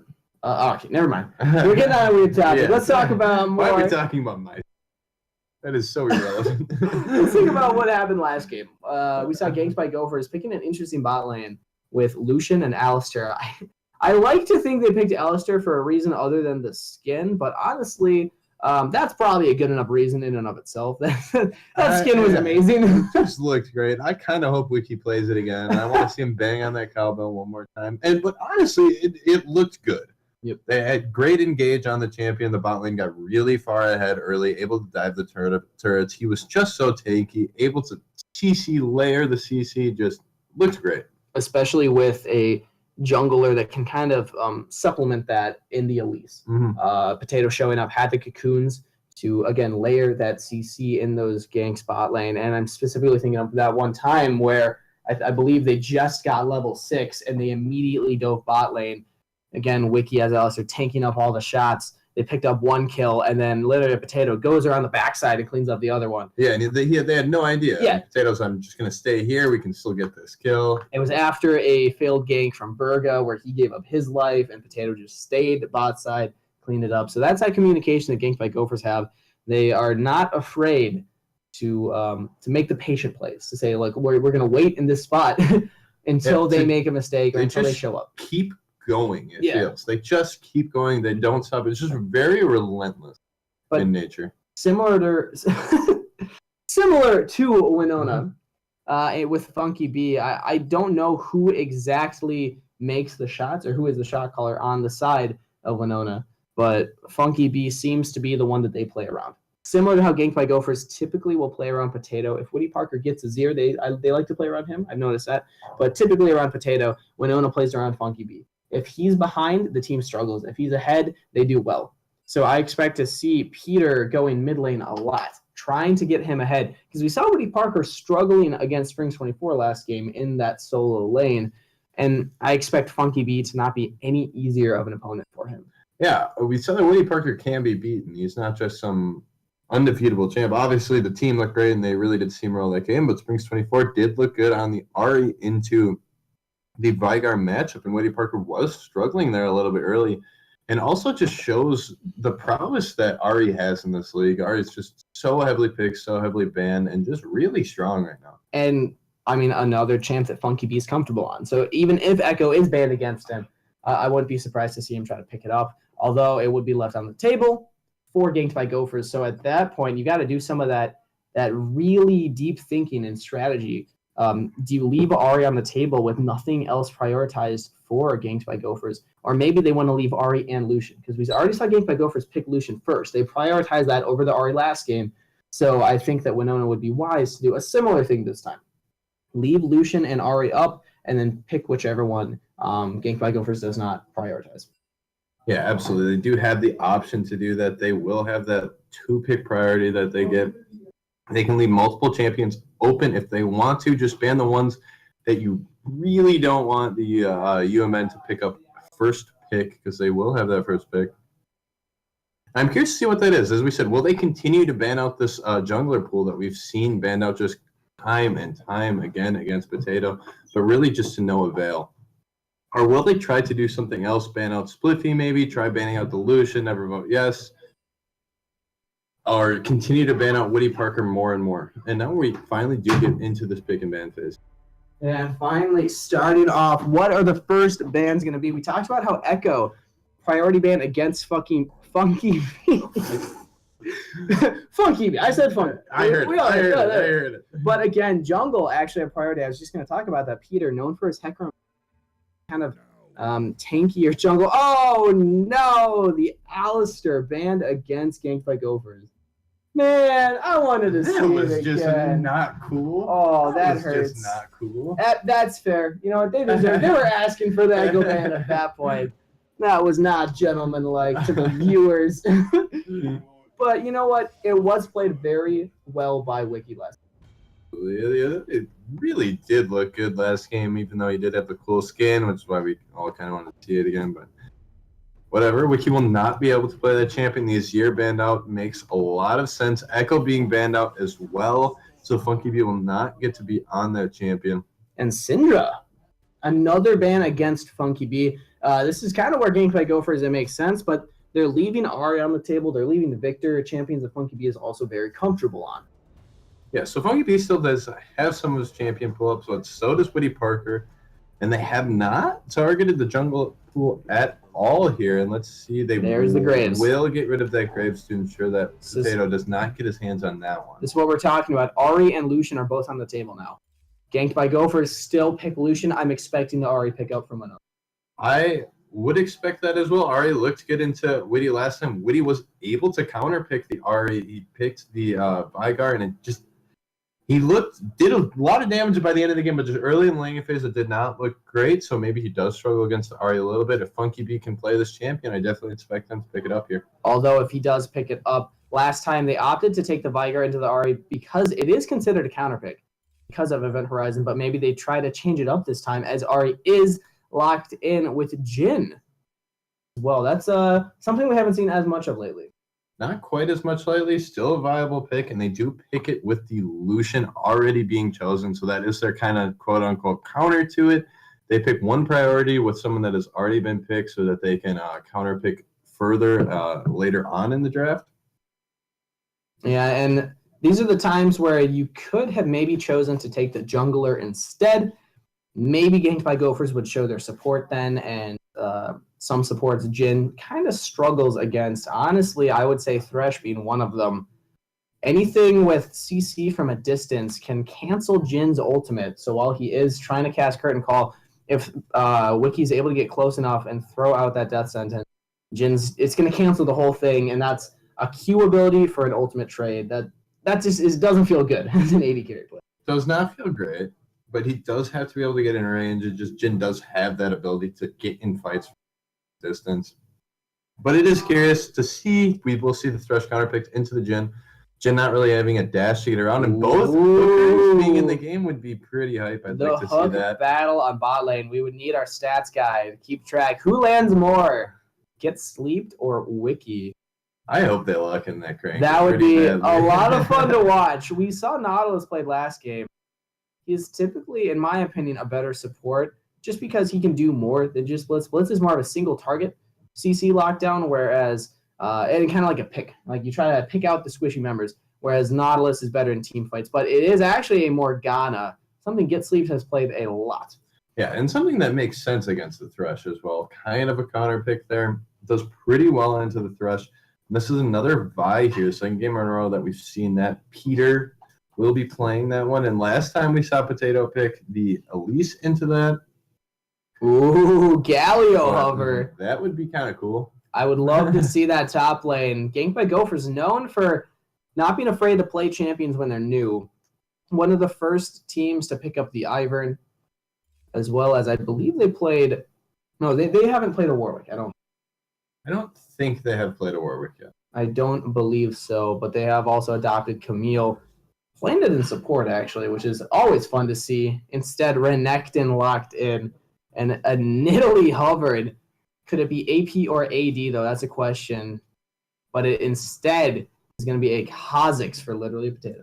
Kha'Zix, not something we've seen much of tonight really at all, but throughout the this season has been very, very highly prioritized in the league. Really, really strong jungler. So even with the nerfs that have been put on him, and they are just choosing to blind pick their Renekton in the top lane, they will be able to counter pick for Akbal here. Yeah, and honestly, Renekton's a fairly safe champion to pick into that blind position. He doesn't have a horrible matchup, honestly. Even his like biggest counters, he can do well against.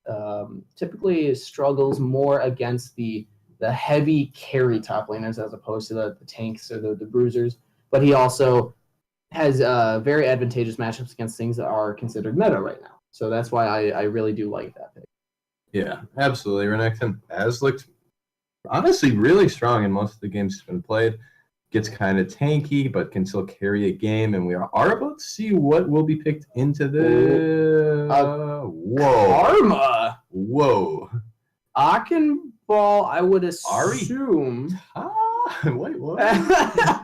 Throwing us for a loop right now, as we have no idea where these members are going. It looks like Ari top. With Morgana mid and Karma support, I don't like the... Whoa. I don't mind the Ari top, but I definitely want Morgana with the Jhin. Oh, it looks to be... Did they mess that up? I believe it was a mispick.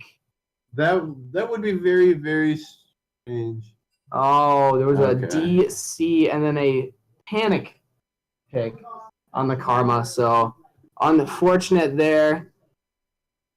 So makes more sense. It makes more sense. It does really make more sense. I was a little concerned, like, what is the trying to do? Yeah, like, what is going on? I mean, I like the creativity. I'm not going to lie. That would have been fun to see an Ari into a Renekton. Come closer to me, Renekton, champ that I never want to be next to. Ari, Karma, and all just throwing balls. Yeah. There'd be so much balls. So many balls. Hashtag MNLCS. So many balls. All right, so we're gonna have to hop back into this match, and we're gonna have to have the exact same bans, exact same picks. There has been mention that the bans are not what matters, it's just the picks. That is fairly true to an extent, as long as every team is the exact same. But keep in mind, anything that was banned last game cannot be picked by Get Sleeped for Akenball in the top lane. So that is the reason that you ban the same champions, because maybe they would just forget something that was banned and pick something that should not have been able to be played.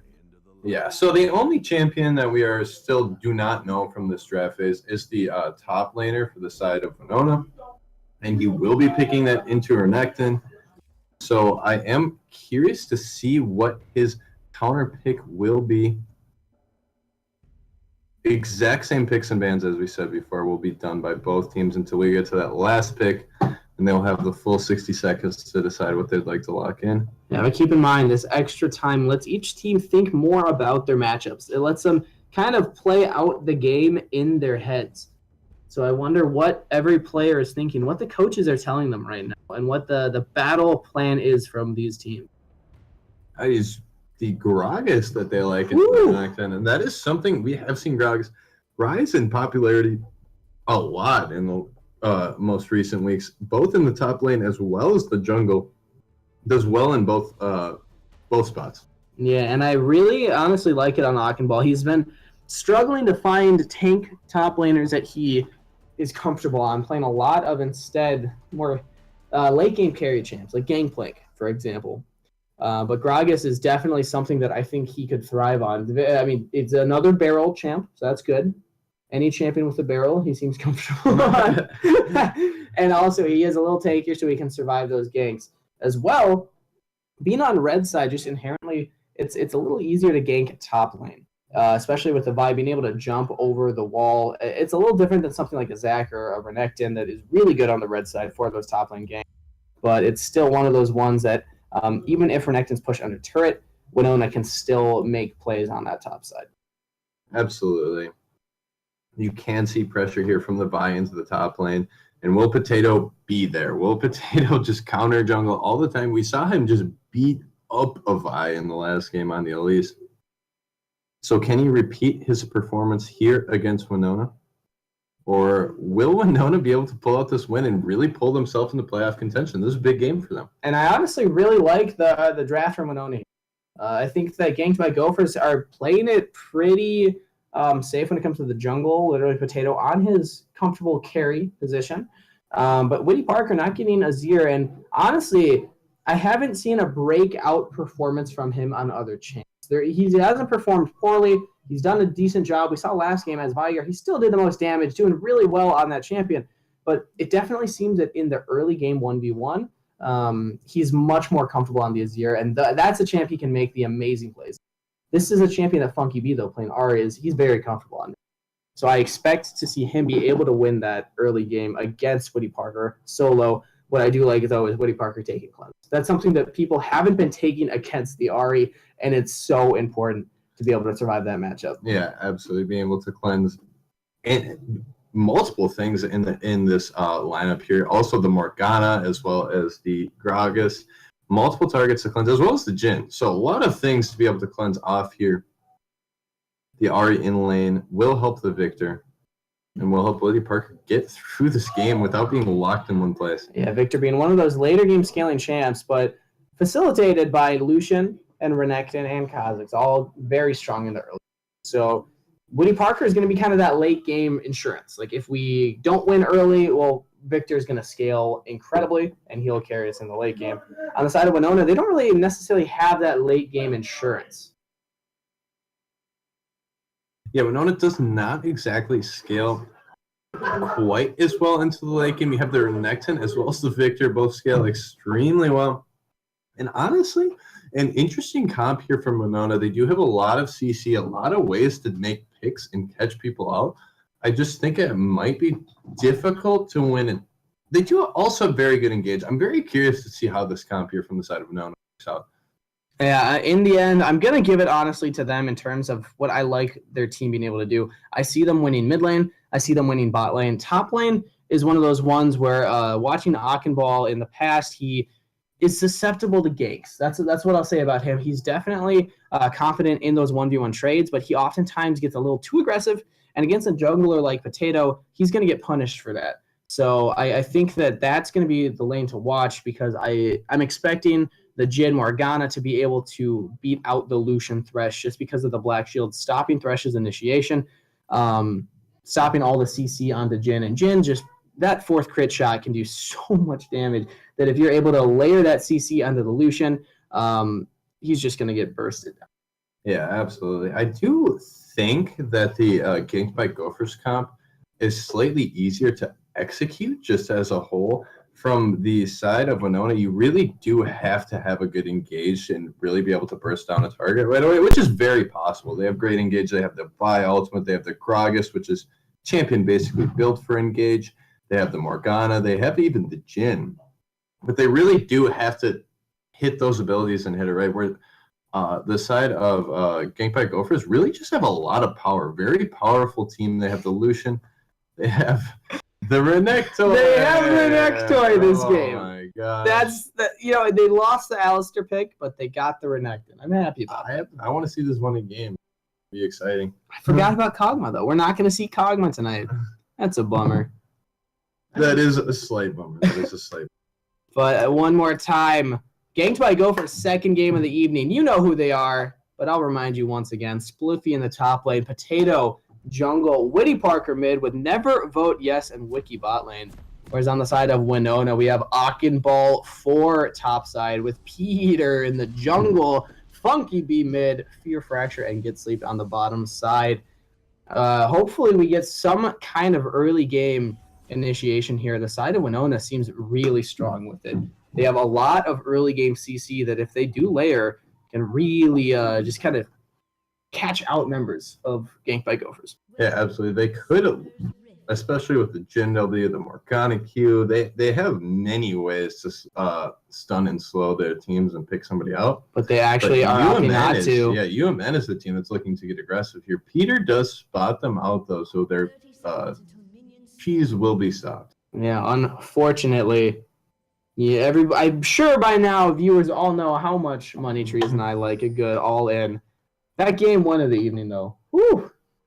It was so close. Like, it was still great, but it was so close to just being like a thing. Really bad. Yeah. Like really bad for the other team. Yeah, That's Scion 5-man knockup. Like, you just don't see that every day. No. Yeah. But, I mean, yeah, there's a reason you don't see that every day. Because all these teams just prefer to hide in their jungles, wait for the jungle camps to spawn. Yeah, and then, if this was us playing out here, there'd be some...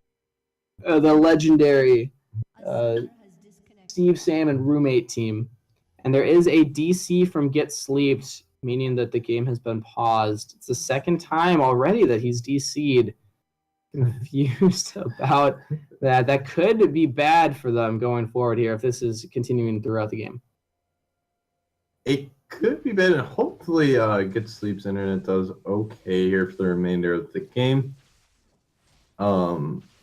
So he can really pressure in this bot lane, and they are going to be the ones first, the minions, and they will get this early push priority in the bot lane over the Lucian and the Thresh. Yeah, it's definitely good. Getting level 2 first as the bot lane duo makes you so strong, but Never Vote Yes can actually get level 2 first because he got some solo XP with one of the melee minions going down. So he honestly, he'll get it after these 3 casters and then killing 2 melees and also clearing the way faster. Never Vote Yes doing a really good job. Get Sleeped, honestly, this is where as a support you should be helping your AD carry farm. You need to help them kill these minions because if you don't get level 2 first, you are significantly behind. And level 2 for both AD carries here is not your average AD carry spike, both extremely powerful, being able to pick up the W on Jin as well as the E on Lucian. You get a really nice power spike level 2 on both those AD carries. So as soon as if they're able to secure that early, okay, no real action there in the mid lane, then you can get a nice advantage here. But it does look as if both sides have got level 2, and neither one really wants to take advantage of that. Wiki was slightly behind, but getting aggressive now. The binding misses from Morgana. Ignite is in. Does First Blood go out? There's the exhaust and heal, but First Blood to Never Vote Yes. Oh, Fear Fracture decides to go for it. Does pop the heal. Cannot quite get onto the Lucian there. And well played. That as soon as the Q misses from Wiki, they go in. Peter is on the bottom side. It was warded, so they see this coming, but no heal from Never Vote Yes. They're trying to jump onto Wiki, but he's taking a lot of damage from Never Vote Yes. Now Fear Fracture trying to peck him down. Can they get anything for it? Where's the 4th crit shot? There it is.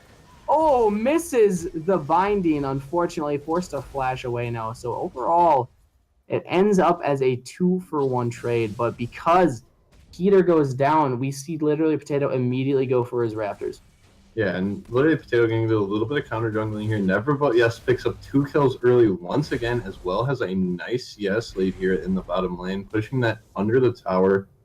But now the Morgana is back, so Fear Fracture will try to make up the CS lead just a little bit here, but and the nice damage combo. trade out onto Never Vote Yes still doesn't die. Spliffy gets knocked under turret. Achenball is the one to fall, though.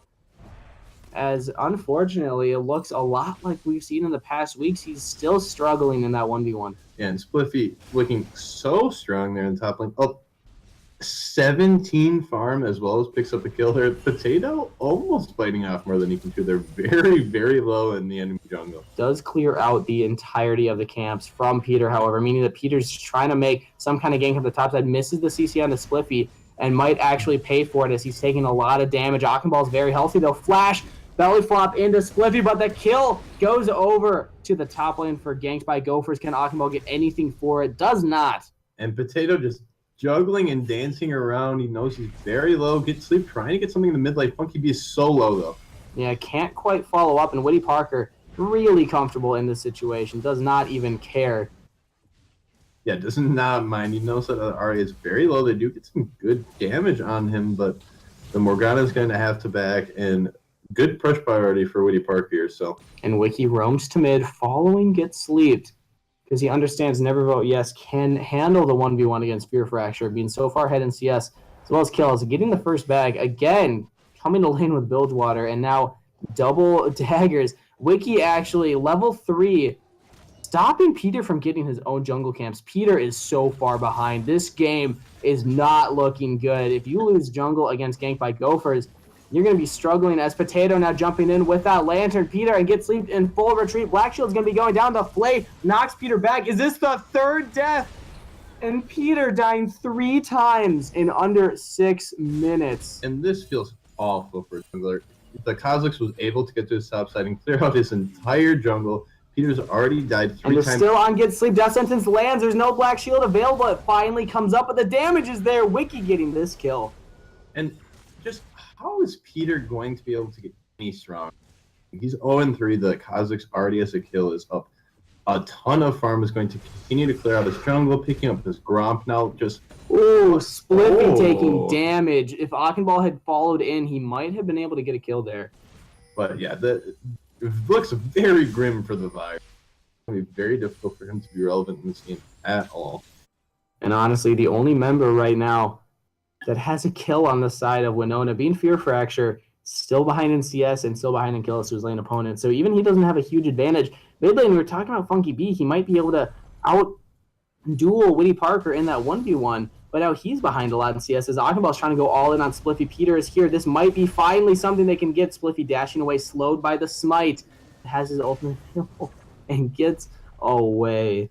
Able to get away from Peter once again, just really struggling to get anything going here. Is going to be able to pick up the Krugs. Finally, level 4. Level 3 ganking the Renekton level 6 at the beginning of that play. Yeah, not a fun place to be. Wiki actually taking some damage. Cole going to try to get damage onto the enemy team as well as clear some farm, but Fear Fracture getting massive damage on a Wiki. Exhaust is down. Do they want this fight? Fear Fracture really low. Both heals available to each 80 carry. Yeah, and the Never Vote Yes has been able to get a nice back in. He has Bridgewater Cutlass as well as both the daggers. As Fear Factor hasn't really gotten a big time back in, only has the Drones blade as well as the long sword. Spliffy going in for the dive. Trying to get him under turret, gets the kill but goes down himself. Story of Spliffy's life apparently, as Fear Fracture keeps trying to get damage onto Wiki and Wiki keep taking it. Lots of trading going on here in the bot lane, and both the Fear Fracture as well as Wiki really close to dying. Oh, yes, jumps in, bursts down Fear Fracture. That's the power of the Bilgewater. That active does a lot more damage than you expect at these early levels. Yeah, absolutely. Just being able to burst down the Jhin from that low amount of health and Never Vote Yes, very far again on the solution. Again, they saw him prioritize it in the draft. First pick both times. And look at him. He's up 30 farm. He's 3-0. Just honestly just manhandling these games. And this is just a little silly at this point. I mean, we've seen ganks by Gophers have leads. They were up 15k at, or I believe 9k actually at 15 minutes last time. Let's see if they can beat that record as Funky B is trying to make something happen in bot lane. Never Vote Yes has no mana, but Funky B does not care. Gets a kill onto Wiki, Ignite onto Never Vote Yes. Flash and heal are available, but will he use them? Oh, the flash forward and the return summoner spells from Never Vote Yes, but Woody Parker finally makes his roam down. Black Shield from Funky B, kill for Woody Parker. Can he get another one? Fear Fracture just keeps pecking him down. Funky B, you can go back in. Fear Fracture has heal for you, but decides to run away as Fear Fracture taking so much damage from Woody Parker, but still going back in. Heals to get the speed boost, just needs one last hit. Has ultimate available, pulls curtain call. Can he get anything for it though? Clear the wave. Not quite get vision of Woody Parker there and would not be able to secure the kill. But good little comeback there from the side of Winona, trying to get something back from the poor start, roaming from both mid laners there. Good action there in the bot lane. And I like that they made a move. They understood we got to do something. We're not winning solo lanes. We gotta change that. We gotta send Funky B somewhere. Send Peter somewhere. Peter, although has not been impacting things as much. So that's why I really like the Funky B made the move to go down. Yes, it ended up being an even trade in kills, but at least Winona understands that they have to do something other than what they've been doing. And Peter finally picking up that level 60 will be a little bit more relevant in these ganks now, able to lock down its target as well as deal more damage here in these ganks. Let's see if he can pick anything up with this level 6.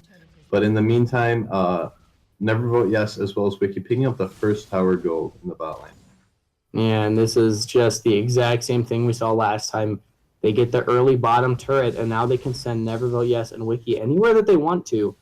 Thresh already being very strong at roaming, getting his team ahead in other lanes, and ganked by Gophers going for an early drag as well. And they're going to be able to pick the Cloud Drake for free.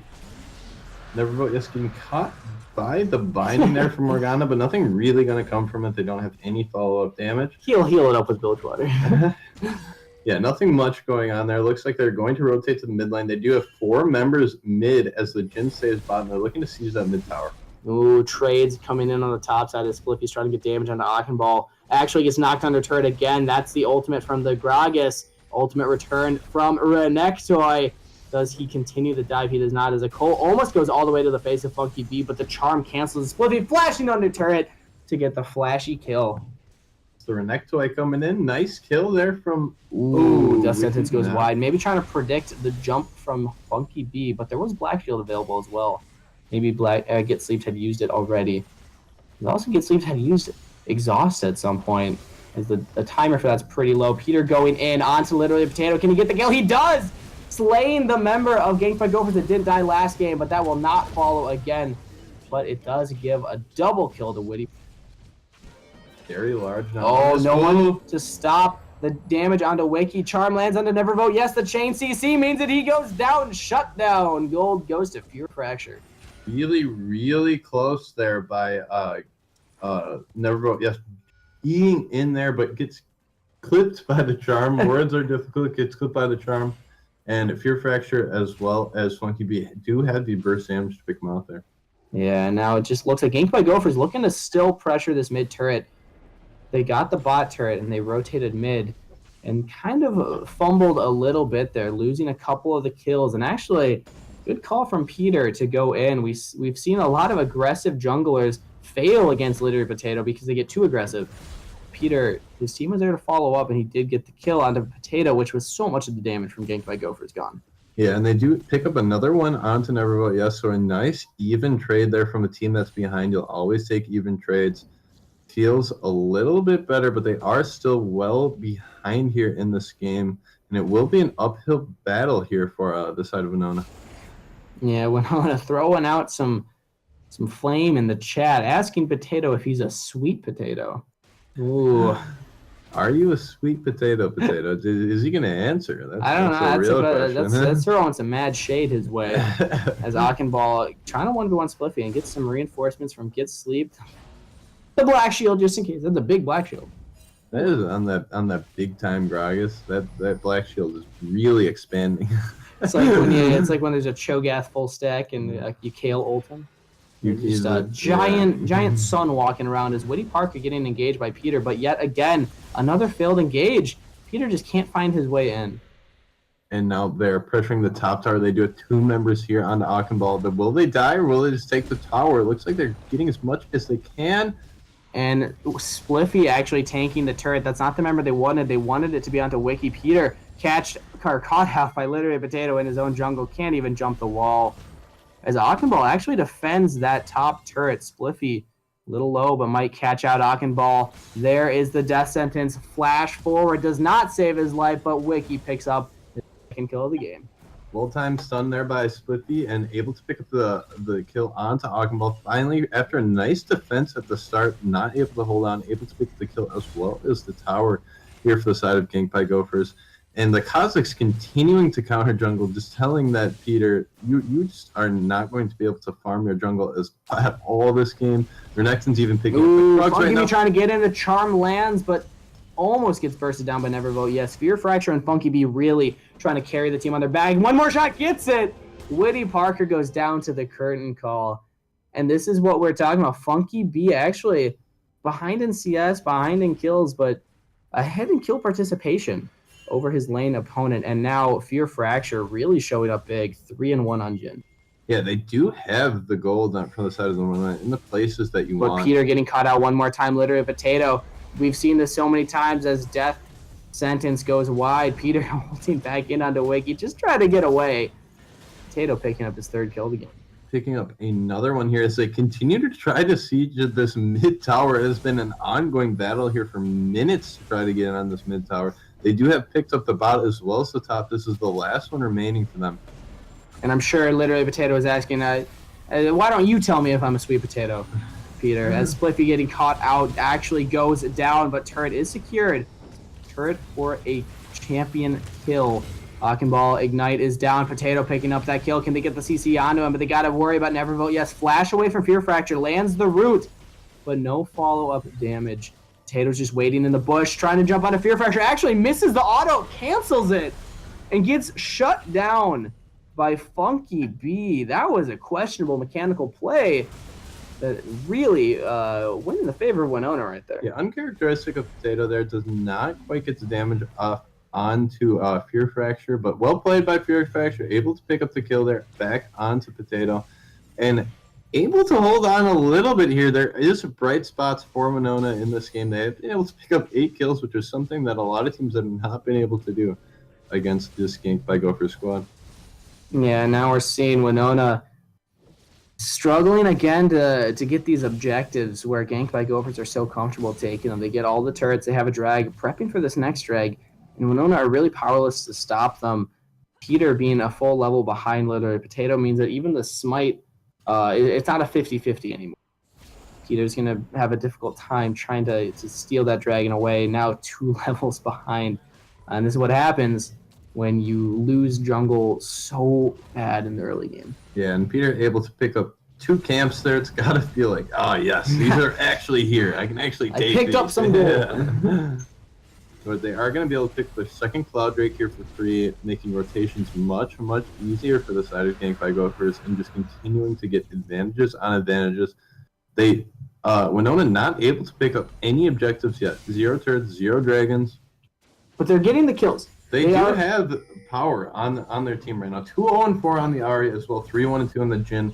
They do have gold in the right places. Oh, Get Sleep getting caught out. pt2 is there, jumps in, flashes away from the binding, but the exhaust under turret, and the kill goes to Fear Fracture.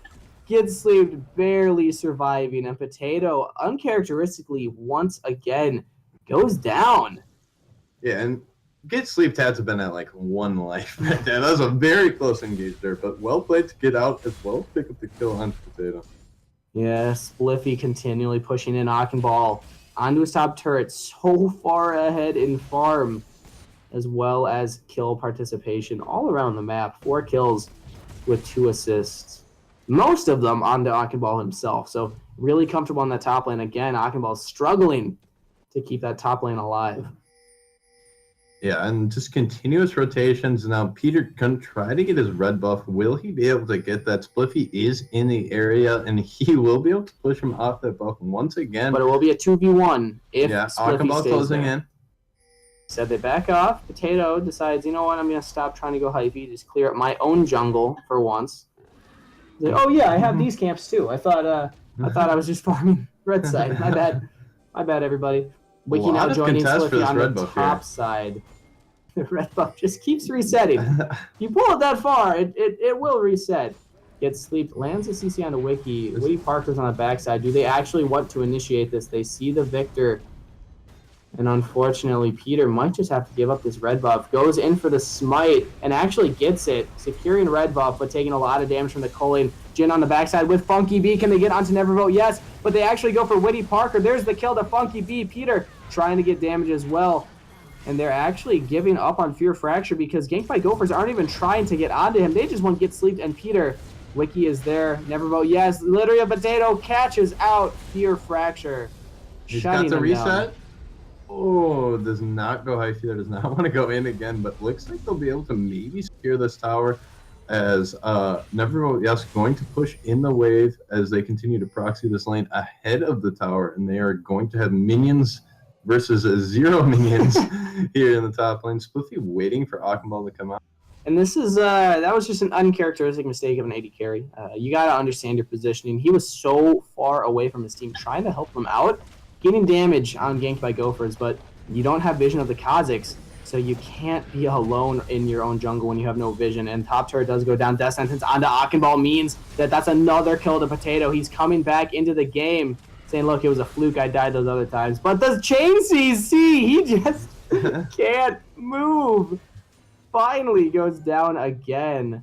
Great layer on the CC there. If you hit the bind on the Morgana, they do have a lot of ways to lock that target down with the Jin W, as well as Peter providing some CC. And Funky B does not want to give this up, going straight in onto Wiki. He's in a 1v3 position. Spliffy flashing in, getting the CC, but the team is there to follow up. Peter picking up his second kill of the game. Death Sentence onto Funky B.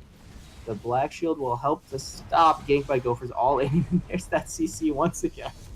Curtain Call actually pulled. If he can stop Wiki's back, actually does not. Believe he loses vision of the enemy team. If he would have had vision, maybe able to pick up a couple of kills there.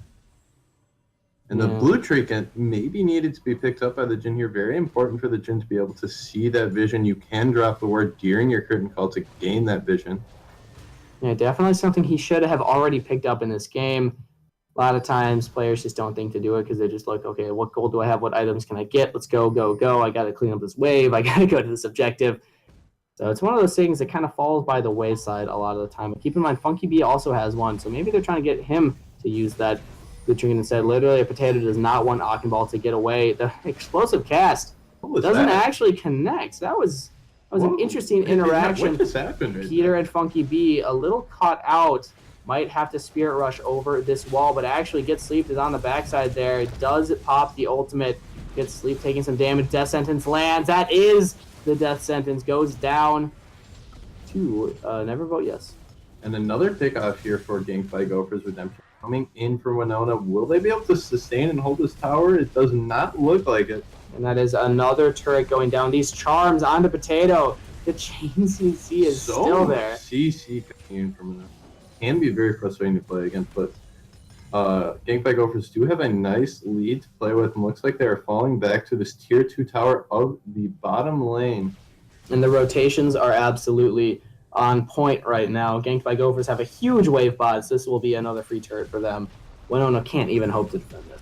Yeah, and Winona, just not being able to pick up any objectives, have secured 12 kills. It's not like these kills are so heavily in the favor of Ganked by Gophers, but the objectives are 6-0 in towers, 2 Drakes to 0 for the side of Ganked by Gophers. And dragging up in 20 seconds. It'll be an Ocean Drake. So again, one of those ones where later in the game, Winona doesn't necessarily have to contest it. They don't have to say, oh, it's an Ocean Drake. We can't let them get that. Typically that's reserved for the Infernal and the Mountain, but Get Sleeped, getting caught out. Just gets one shot by Kazakhs. Really no business being there in the jungle. At this point, Winona has to forfeit their own jungle to Ganked by Gophers, as Peter also way too far forward, trying to get away instead of going back towards his team. And these are the kinds of mistakes that Winona can't be making if they want to hope to get back into this game. And the double chain there from Wiki, so much CC even coming in from Ganked by Gophers, able to pick up another one now. 2 dead for the side of Winona, and this should be a free water Drake from Human if they would like to take it. And Potato looks like he's going to solo it, while the rest of his team goes to push objectives and continue to further their map pressure. Yeah, I like the call, picking up drag. Next, they can hope to focus Baron. I want to see them make plays around the top side as opposed to this bottom side. So if you're pushing it in, everybody else joining him, there's really not much more they can get on this bottom side. So I would like to see them go top, but it makes sense. The Death Sentence lands on to Get Sleeved, and he goes down again. 0, 7, and 6 on Morgana. This is not shaping up well. And against this team, as soon as Wiki hits that hook, doesn't miss that one, but as soon as he hits one of those, you are just dying so fast against the Kazakhs, against the Victor, against the Renekton. So much damage. And they land another one onto Akambal. Spliffy going in, and the chain CC means that the turret might actually do more than they were expecting from Ganked by Gophers. Peter onto Potato. Wiki on the backline gets destroyed. by Fear Fracture and Funky B. And the dive is not successful from Ganked by Gophers. Successful there, and Witty Parker in kind of an awkward position here. Can't really get out of the honestly, base. so strong. No one can challenge him right now except for the Chain CC. Does flash the wall. Barely survives. And a little bit of a greedy dive there from UMN, but they honestly don't lose too much. Just a lot of low health bars. One does go down. And they do unsuccessfully take that turret as well. If they had just waited, I believe they could have just sieged the turret. But they're trying to make the hyphy plays. They don't want to just siege a turret. They want to fight. That's why we love this team. Yeah, that's boring. We want to see fights. We don't want to see turret sieges. Now, Spliffy actually in the mid lane as the rest of his team backed and purchased items. I expect Spliffy to head back pretty soon here as he's taking a lot of damage from Funky B.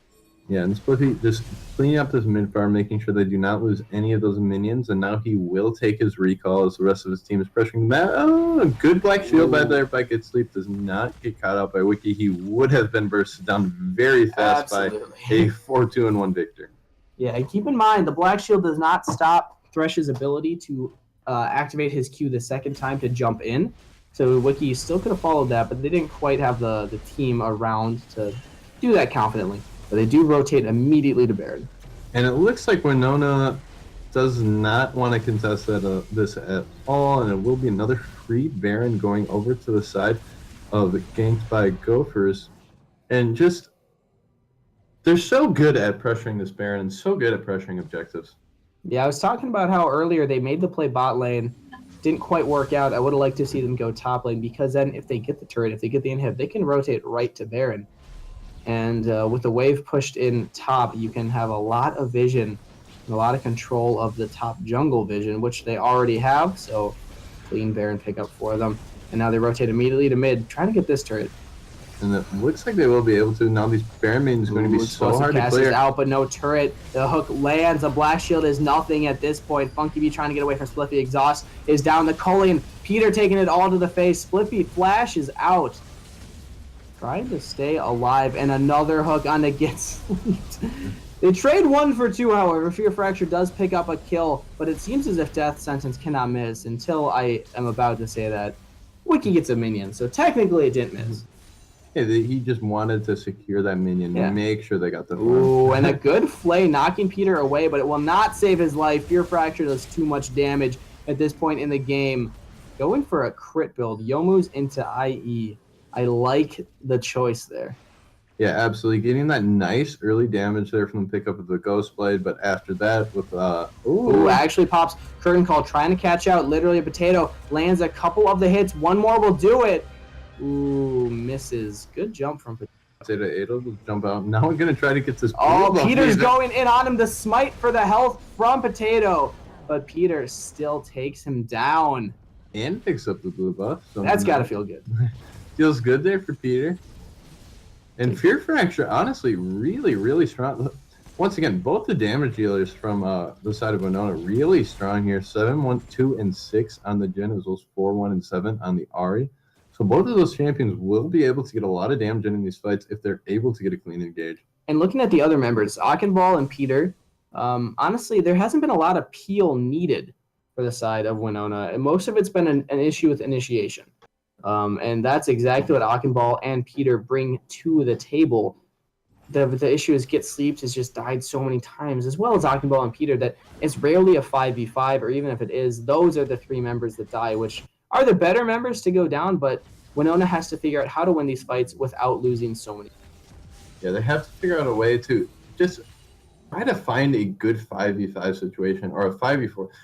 A situation where they're all there, a situation where they can pick out a member and layer their CC, which they have so much of. On to Get Sleeped does a lot of damage, actually. Yeah, it does actually a lot of damage. I assume Get Sleeped had a little bit on him already. But Akinball looking to maybe get this initiation. There's the Black Shield. Funky B misses the charm as Wiki's able to kind of get away. Culling goes in. They might be able to secure at least 1 kill, but Akinball taking too much. In the meantime, knocks Witty Parker towards the team. The charm lands. They get the kill to Fear Fracture. Actually picking up a double and that's a 2 for 2, but this is looking good for Winona. They took out Witty Parker, who's a big damage dealer. Ult onto Nevervo. Yes, they miss the charm and the root from Jin, and Fear Fracture is in a really rough space. Spliffy jumping straight onto him, but Spliffy actually deciding to back off and go onto Peter. I think he could have easily taken down the Jin, but instead they just look to end the game. They have the minions. Spliffy diving under turret. Playing like a madman right now. Spliffy is playing like a madman.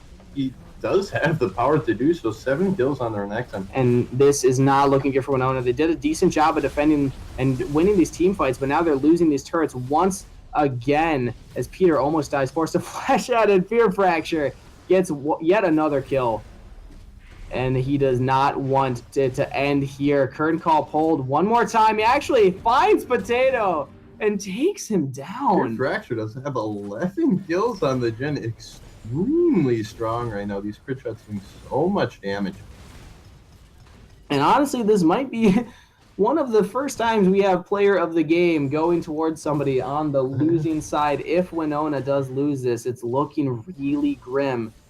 But they're fighting as hard as they can. They're giving Ganked by Gophers a run for their money. Ganked by Gophers, it seems like they're struggling to figure out how to actually win these team fights, but still controlling the objectives, and that is what wins the games. Yeah, just so far ahead in objectives that it is going to be difficult for them to lose this game, but they do have this very fed Jin in the side of Winona that is the brightest spot of their game right now. 28-20 in kills, so have been able to keep them kills fairly well.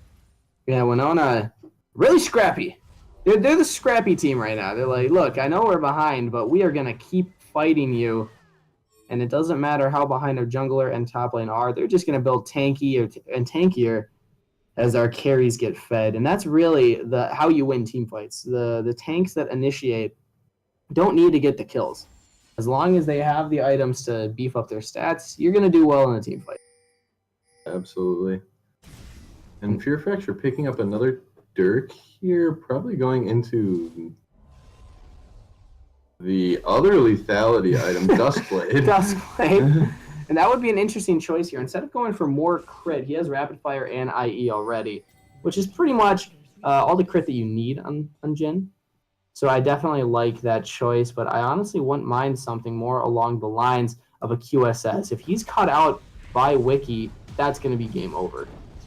Yeah, if Fear Fracture dies here, so much of their damage is lost. It lands on the Funky B. That's somebody they don't want to go down, but he does die to literally Potato. I mean, the Fear Fracture is the only damage left on Winona. Spliffy's on the backside. Peter and Get Sleep taking up so much. 2 members down, 3 members down for the side of Winona. Leaves only Fear Fracture up and 4 members down.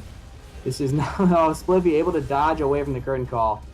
Witty Parker doing a flashy play, and unfortunately, Fear Fracture goes down as well, and this is going to be game. Going to Ganked by Gophers. Picking it up, a kind of a sloppy win in a way there. There were so many instances where they should have been able to cleanly get objectives, but they opted for the fight and lost the fight. But honestly, that made it more fun to watch and a lot of more fun to cast. Yeah, absolutely, and they still a very clean game. Objectives was 11-0 in towers, however many drakes they had to 0. No objectives pick up from Winona in that whole game, even though they did get a lot of kills. Ganked by Gophers got 4 drags, or was it 3 drags? 3 drags, all 11 turrets, 3 inhibs, and Baron. Yeah. So they literally got every objective you can get in the game, except for Elder Drag. And unfortunately, Winona not able to pick up a single turret.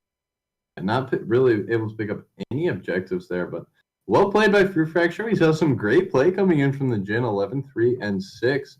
But once again, Potato popping off on the Cossacks, picking up 12 kills for himself. And doing the most damage in the game for Fear Fracture. Yeah, the damage charts at the end is honestly not that surprising. The only thing I'd say is surprising is that Funky B doesn't have a little more damage. I expected more just based on how he was playing, because I thought he was playing incredibly as well, landing the charms and layering the CC, but absolutely Fear Fracture just showing up huge in this game against any other team other than Ganked by Gophers. That might have gone another way for Winona, because just their ability to team fight and turn those around, really impressive. Yeah, absolutely. And that was after the MNLCS able to get a large advantage earlier in that game. Was 3-0 on the Lucian, something like 10 minutes into the game. So even after falling far behind in lane, Fear Fracture and Gets able to pull ahead a little bit there and get their carry fed. Yeah, so I'm going to give player of the game to Fear Fracture on the losing team. But honestly, if he had not done so well, that game would have been over so much sooner.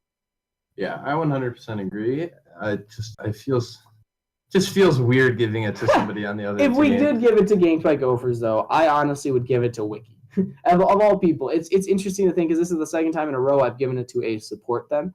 But so many times being able to catch out, get sleeped in particular, I believe it was like 3 or 4 different times that I can immediately think of during the game where he knew Black Shield was down and he faked him out. He tried to get sleeps to Black Shield, Fear Fracture, or Funky B, and then he threw out the hook and grabbed Get Sleeved and just bursted him down. So I thought that was really cool, just the mental games he was playing.